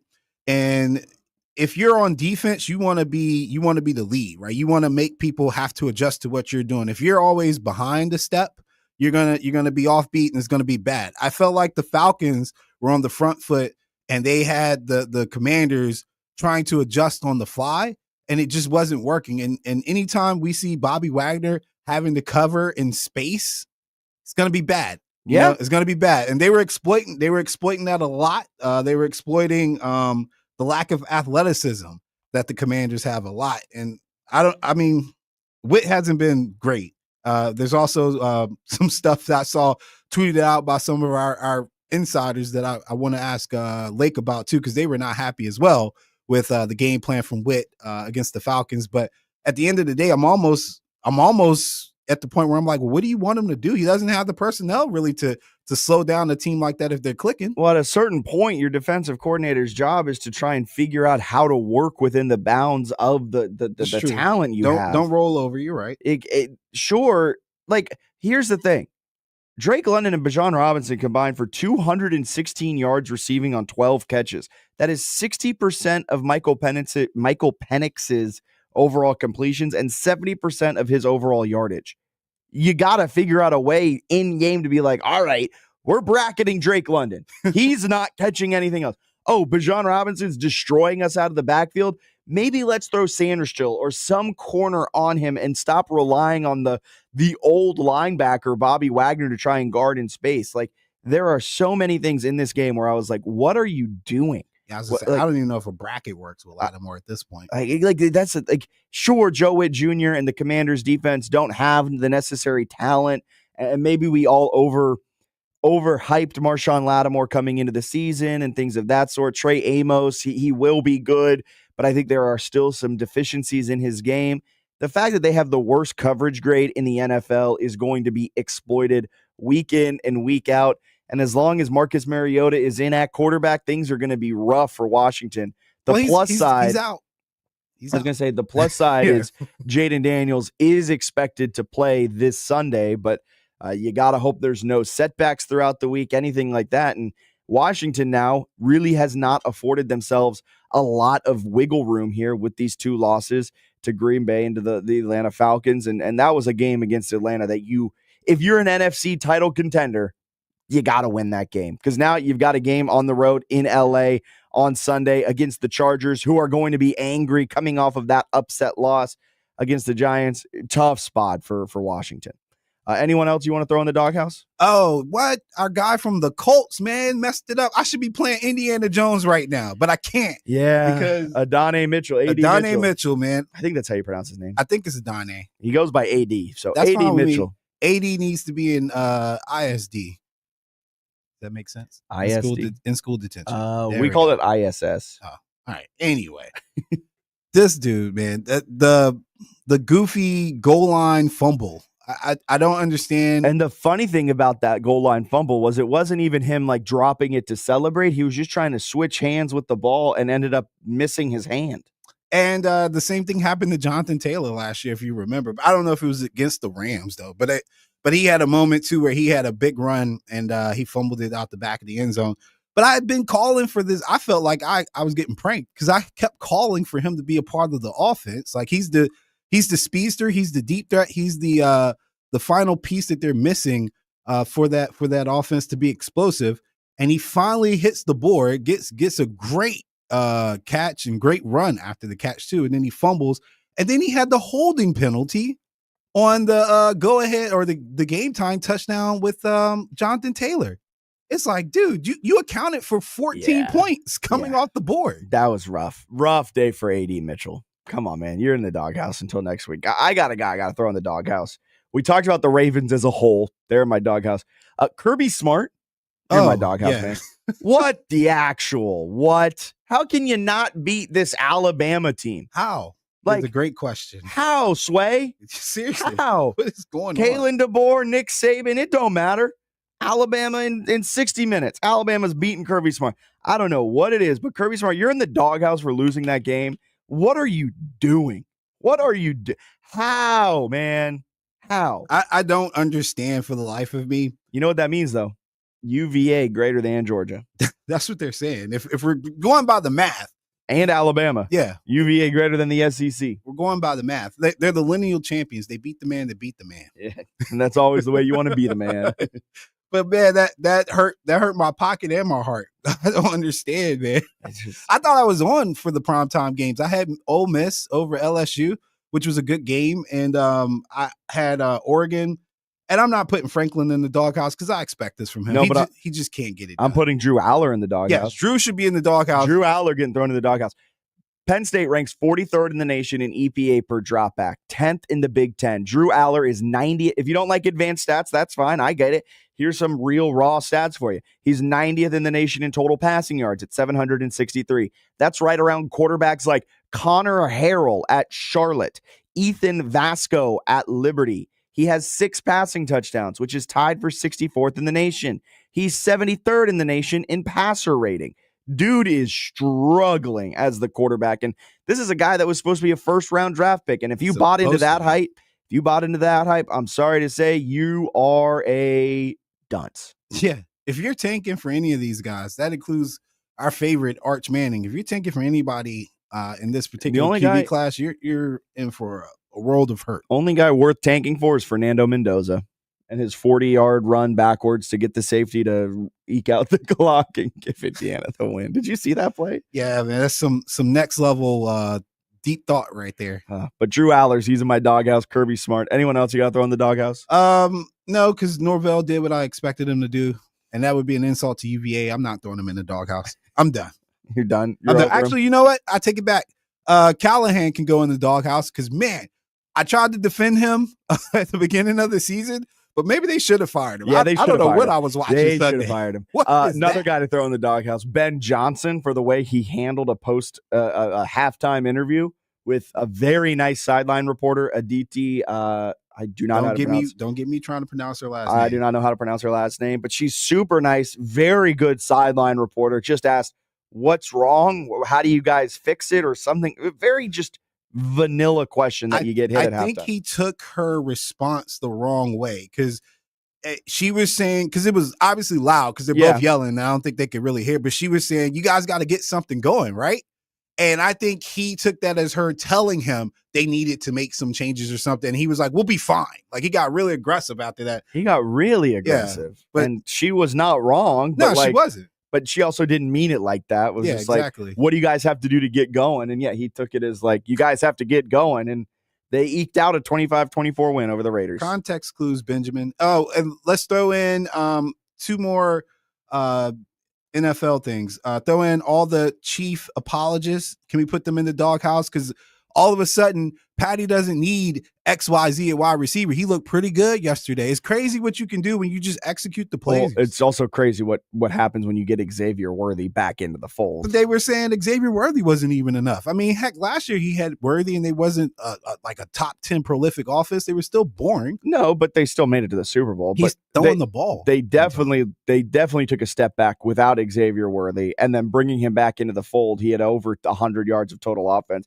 Xavier Worthy just opens things up because it puts everyone back into the spot that they probably should be in. Like, Hollywood Brown is no longer your wide receiver 1. Juju's no longer your wide receiver 2. Juju can kind of go into his role. Bringing Xavier Worthy back does help a lot. So he doesn't need anything other than what he has. Yes. I mean, I was never in the camp of saying that he needs more and more and more. I was just in the camp of probably need Xavier Worthy back to get this Chiefs offense finding a rhythm again. They found a rhythm against Baltimore's banged up defense. Like 37 against Baltimore's kind of expected because that defense has been so bad this year. They've shocking to say this, but they've got a test on Monday night against the Jaguars up next down there in Jacksonville. Real quick, can we also put the folks who thought Ben Johnson made the Lions offense into the doghouse? Can we lay that to rest yet? I mean, they did. Oh, made the Lions offense. Yes. Can we lay that to rest? You're saying lay that to rest, yes. Put it in the doghouse because Ben Johnson very clearly did not make the Lions offense. The Lions offense will always be the Lions offense with or without Ben Johnson. Yeah. Gotcha. Yeah. Crazy concept. But Jahmyr Gibbs is that guy. 15 carries, 91 yards, 1 touchdown. Amon-Ra St. Brown doing what he normally does. 2 tutties for him. Detroit gets a 34-10 win. And yeah, you're right. We all collectively overreacted to the week 1 loss against what turned out to be a good actually, that Packers defense, I can't figure out what they are. But since then, hung up 52 on Chicago, 38 on Baltimore, 34 on a very good Cleveland defense. I'm ready to say that Detroit, we overreacted. They're still the second favorite to make it out of the NFC right now, behind the Philadelphia Eagles. All right, unfortunately, the Eagles, unless A.J. Brown just goes nuclear and destroys all of the locker room crash chemistry. out A.J. Hey, this man literally tweeted, if you're not welcomed, not listened to, quietly withdraw. AJ don't toxic, make, man. Don't make a scene. Shrug your shoulders and be on your way. That's some toxic stuff. You're not the victim, man. He's very toxic. You're not the victim. And I am here for it. All right, let's get a quick break in here. Overreaction Monday coming up on the other side of the break. Wes Atia and Joiner Fine Properties presents the River City Tennis Open October 3rd through 5th at the University of Richmond Westham facility. For more information, visit rivercitytennisopen.com. Are you suffering from a sports injury, chronic pain, or something that just plain hurts? Ortho Virginia can help get you on the road to recovery. As the state's largest provider of orthopedic care, Ortho Virginia's team of specialists offers surgical and non-surgical treatment options. With 12 offices conveniently located in the Richmond area, visit orthovirginia.com or call 804-915-1910 to discover why at Ortho Virginia, stronger starts here. Wesley Financial Group is not a law firm. Hi, I'm Chuck McDowell, the timeshare cancellation guy. In 2011, I founded Wesley Financial Group with one goal in mind, to help honest folks out of their timeshares permanently. Today, I run Wesley with my 2 sons, a real family business, treating every client and every employee like we'd want our own family treated. That philosophy has helped us grow into the largest, most trusted timeshare cancellation company in the United States. Fortune magazine even recognized us as one of the best places to work. Why? Because we genuinely care. In fact, some of our former clients were so moved by their experience working with us, they joined our team so they could help others to timeshare freedom. If you're stuck in a timeshare, give us a call. Let our family help your family. Call Wesley now for your free timeshare exit kit. 800-790-1400. 800-790-1400. 800-790-1400. Wrap up your workday with Matt Josephs and Bob Black from 3 until 6 p.m. Live interviews, breaking news, and real talk about Richmond sports. Your business can be part of the conversation. Own the afternoon on 106.1 ESPN Richmond, where Richmond talks sports. Call 804-330-5700 or email espnrba@summitmediacorp.com. And Canty and Michelle are unsportsmanlike. You talk about the team as a collective and not letting the success of the Super Bowl get to their heads. I know Jalen Hurts came in and said, I'm not wearing the ring. We've turned the page. But then why don't we give Nick Sirianni the same credit for saying, banner night, whatever, we're moving on. He does the same thing. He's also the coach that is stewarding the team through this chapter and through these wins. He deserves more credit than a lot of people want to give him. Unsportsmanlike. Weekday morning starting at 6 Eastern on ESPN Radio and on ESPN2. The Rich Eisen Show. So that's my top 5 MVP candidates through 2 weeks, and I'm glad I got it out of the way before Kurt joined us, because, again, Kurt would be like, what are you doing? Oh, is he already zoomed? He's laughing right now. I'll pop him on. Kurt, you're joining us next. But yeah, but I was listening. Yeah, I don't know what we're doing. Thank you. What we're doing. See, I know my guy. All right, I know my guy. What are we doing? When Kurt Warner says, what are we doing, you know you're not doing something right. Okay, very good. The Rich Eisen Show from noon to 3 Eastern on ESPN Radio, ESPN Plus, and on Disney Plus. This has been Ingram with the Atlanta Braves. Keep it locked here on 106.1 ESPN, your home for the Atlanta Braves all season long.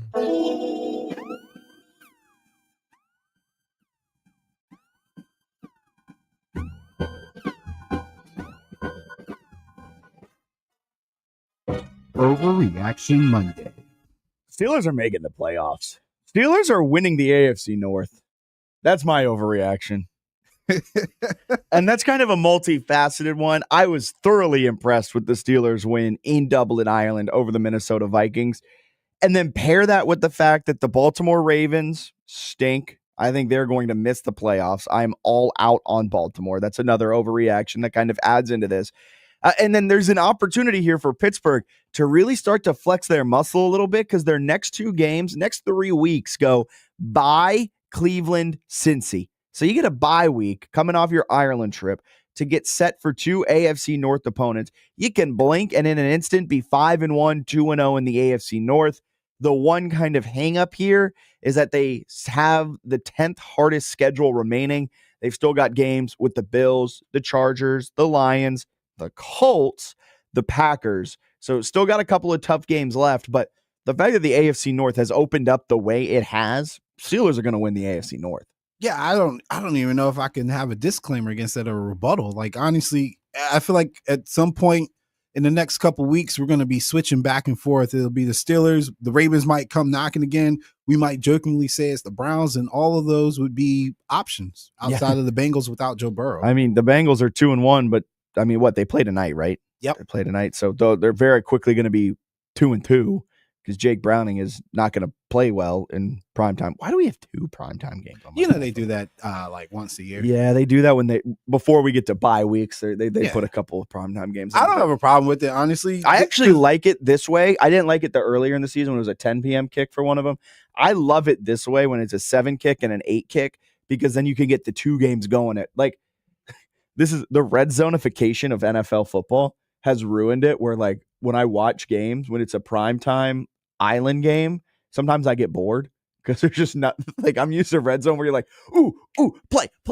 See, I'm always doing something in the process, and I'm fine with it no matter what. But I think you're right. Like, they're getting used to the idea that everybody's got some kind of multi-screen or multi-view. Yeah, I mean, I got when I watch Saturdays or for my 4-box. Yep, I pick the 3 best games in JMU or 4 best games if JMU's not playing, and I'm watching it. So I go from play to play to play to play to commercial to play to play to commercial, and you're just like, whoa. Yeah, although I've got 4, and then I got 2 computer monitors and my phone if needed. So I will say, if Eva's watching football with me, I'm relegated to the main screen has to be 1 game, because she can't keep up with it. No, my wife actually watches Red Zone when I'm not home. I do love Red Zone, but That's why I also like the 2 games in primetime. What's your overreaction? My overreaction is to pack up Indiana Jones is over.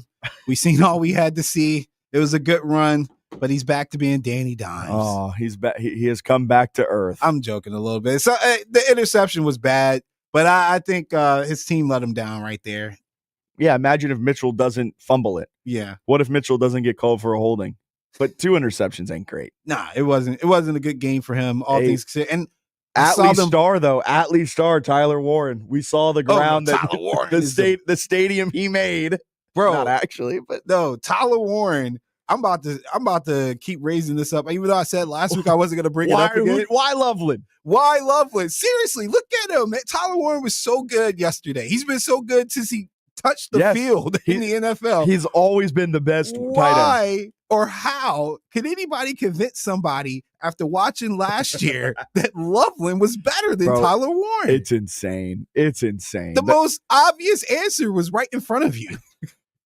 Look, Occam's razor. Sometimes the most simple explanation is typically the one that is right. I could sit you down and show you that this man, Tyler Warren, in one game was the quarterback, the tight end, the wide receiver, the running back, the long snapper. Like he's done everything. Just regular center, but whatever. Like, oh man, you're right. Crazy. But no. My next overreaction: the Jaguars are legit AFC contenders. Oh God, I am so high on Jacksonville. They were my preseason pick to win the AFC South, and that's looking pretty nice outside of the Colts. But I think eventually Danny Dimes will show up and they'll revert back into a pumpkin. But the Jaguars at 3-1, looking nice. A good win over a San Francisco 49ers squad.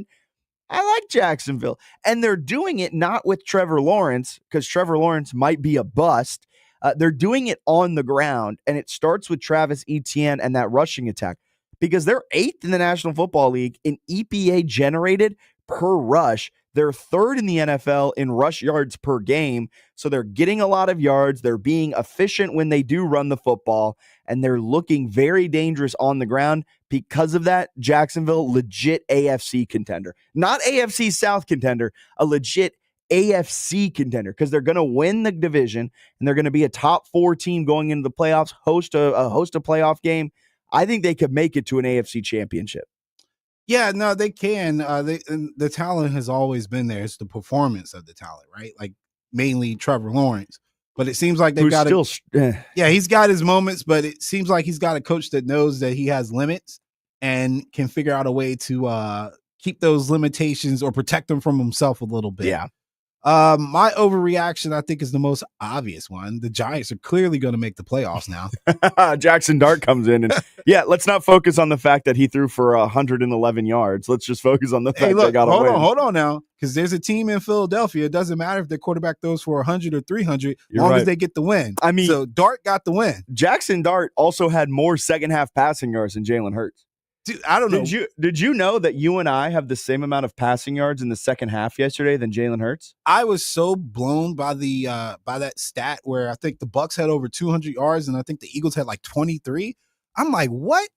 I was watching the game and it didn't feel like that. The Eagles are and it might be AJ Brown, are one little spark from catching fire. They are extremely dried out kindling right now.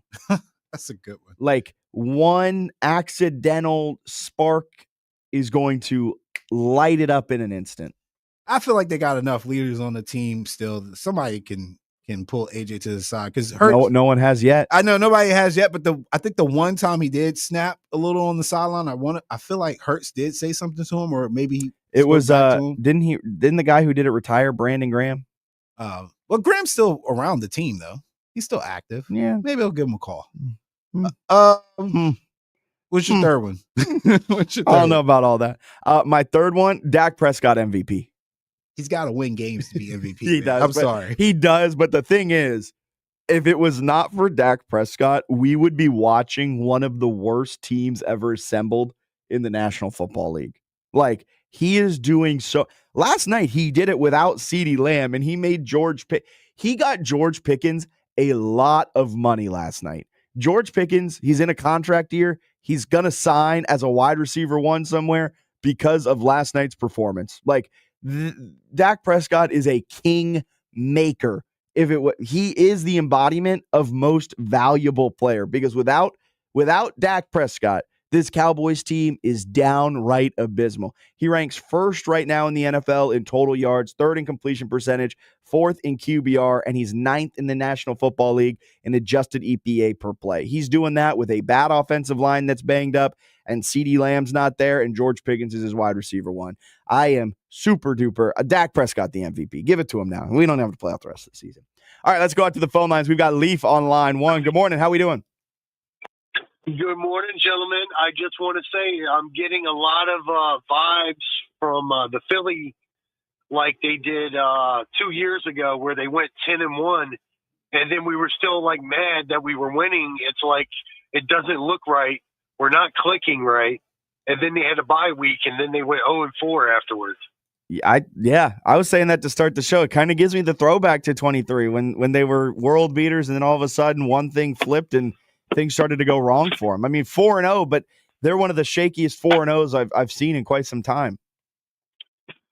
Without a doubt, they got me clenching my pearls as I do this, watching the games.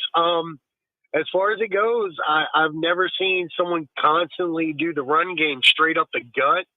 So I think the offensive coordinator needs to get his stuff together. Yes. It's not Sirianni. It's Kevin Petula. Else. Kevin Petula, or whatever his name is. He is the most unimaginative offensive coordinator in the NFL. And Saquon has been slow out of the gates to start this year, but I don't think it's because of Saquon's talent. I think it's because he keeps hitting his head against a brick wall, because that's all the offensive coordinator knows how to do.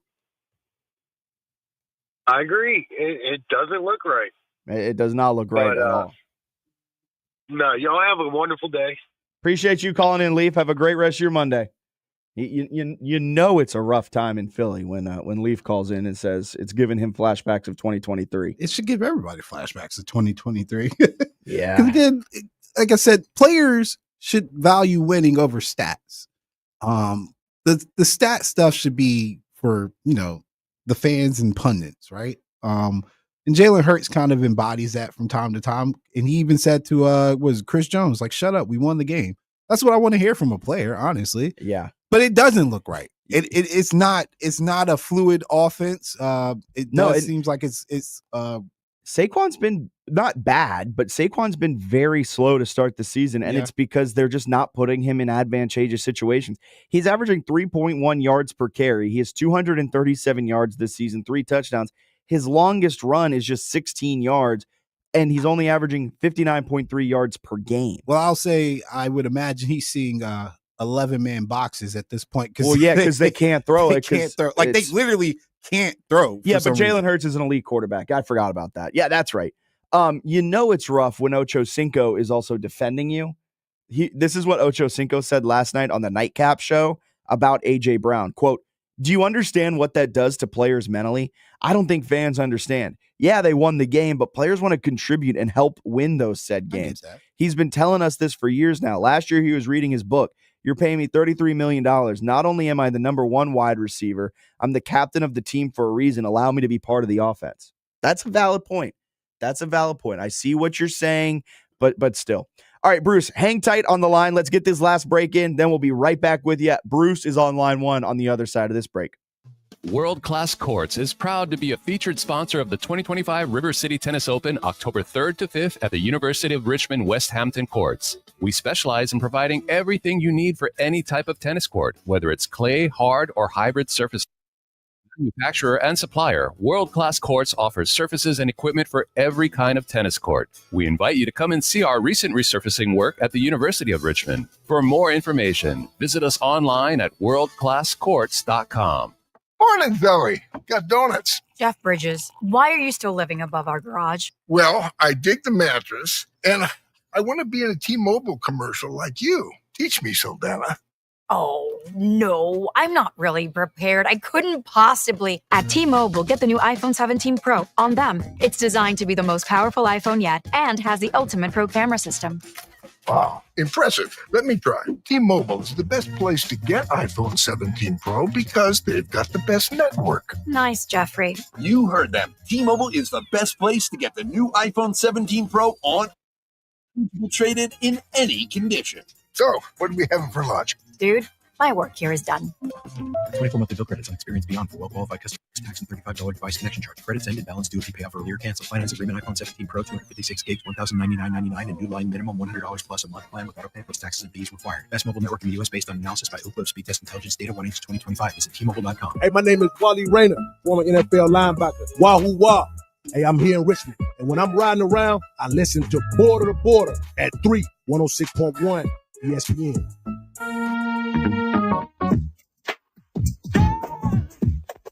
Welcome back in, Fitz the Bill, as we wrap up this Monday edition on 106.1 ESPN Richmond.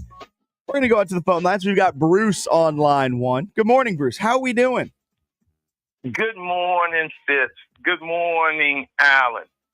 In little known or little talked about news today, I know we've talked about UVA, but did we say Virginia Tech is 2-0? We did indeed. NC State win, good win. 2-0 since firing a Brent Pry. Yeah, man. 2-0. Hey, man, we got it. We have to, guys, give some love to them Cincinnati Reds. We got to do it, man. I mean, squeaking in, and of course we're going to play the Dodgers. And I get the Dodgers have, the greatest team ever assembled. But this is a young Cincinnati Reds club, man. And to get in and get a chance to play in this wild card series, it's huge for Reds fans, man. We haven't had this in some years. Yeah, things starting to go right in Cincinnati. Yeah. And then the only last comment that I had was Phoenix Mercury surprise, I mean, they beat Minnesota, who, of course, had the best record this year. Yep. But, a little bit of surprise. And I'll leave y'all with this. I mean, help me with this, Alan and Fitz. Where does Tiger, how can he help the USA Ryder Club? I mean, Shoffley what did he win any matches this weekend? Because I know he was 0-4 at one point. I think he won his Sunday match. He got one up on his Sunday match. Yeah, he was one up on a Sunday match, 4-3. I think is what I said. But I mean, hey, Bruce, Tiger was not all that good in the Ryder Cup. I don't know if we want necessarily him to be out there. He went 13, 21, and 3 during his 8 Ryder Cup appearances. The flavor of just having him there rally the troops. It looked as though, I know Sunday they played better, but it appeared from the little snippets that I watched that, I don't want to use words like that because that could be FTC violations, but it looks like they was getting their booties whacked. Yeah, I mean, they were, especially Friday. But hey, I mean, Bruce, thank you so much for calling in. We're up against the end of the show. Have a wonderful rest of your Monday. Thanks, guys. Yeah, I don't know how much Tiger Woods would necessarily help the Ryder Cup. He never really was great at the Ryder Cup, was never really known to love the Ryder Cup. You gotta have guys that want to be there. Yeah, you gotta have the team atmosphere. You gotta put together the right group of guys, and I don't think Keegan did that. I'm telling you, Team Europe is vibes and talent, but more vibes than talent. I was gonna say it's so much more than just picking the best golfers in your country at that specific time. It's finding the golfers that play well with each other, because it is such a mental game. Like, do you want to play 18 with the guy you hate, or do you want to play 18 with the guy you really enjoy playing with? And that might actually help your game out a little bit. So I think Keegan Bradley just went with, all right, here are the best guys. This is who we're playing, and kind of threw out the team part of it. And I think the last time the Ryder Cup was in Rome, I want to say that was in Rome. That was McIntyre's first go around, I think. And I want to say Oberg took his step into the limelight via Ryder Cup 2 as like a rookie. So clearly they do pretty good scouting on prospects, and they're not afraid to give talented guys an opportunity to display said talent, where it seems like Team USA is still set on this very commercialized approach to building a team. Bryson's got followers. He's popular. Justin Thomas, that's a name people will recognize. We need ratings. No, But you need to win. You need to win. Yeah. And that's what Team Europe did. I mean, some of the names on there, you're like, him? Really? But they got 11 of the 12 played in Rome. They had a veteran-heavy team, a team that likes each other. Like Terrell Hatton. That's my guy. Yeah, he's so much fun. But, like, is he one of the top 8, 9, 10 golfers in Europe right now? He is. Yeah. Okay. Yeah. He is good. But he was a beast on the European tour, too, and that's what got him over to the PGA. But, yeah, he's up there. I don't know if he would have been picked by Keegan Bradley if he was an American. That's what I'm trying to get at. Like he fits the vibe of that team though, so they went with him. Where Keegan Bradley was like, "Who's the best? That's who we're going with." And it results in America getting a tough loss on home soil, and they've got to wait a little bit to try and get revenge on Team Europe. All right, that'll do it for Fitz the Bill on this Monday morning. We'll be back same time, same place, 106.1 ESPN Richmond tomorrow. Until then, we are the spot where Richmond talks sports.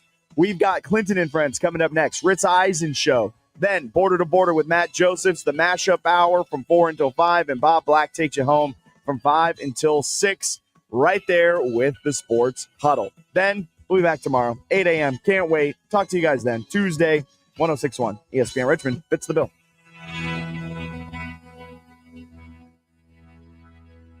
From the ESPN studio, presented by Ortho Virginia. Find one of Ortho Virginia's orthopedic locations at Ortho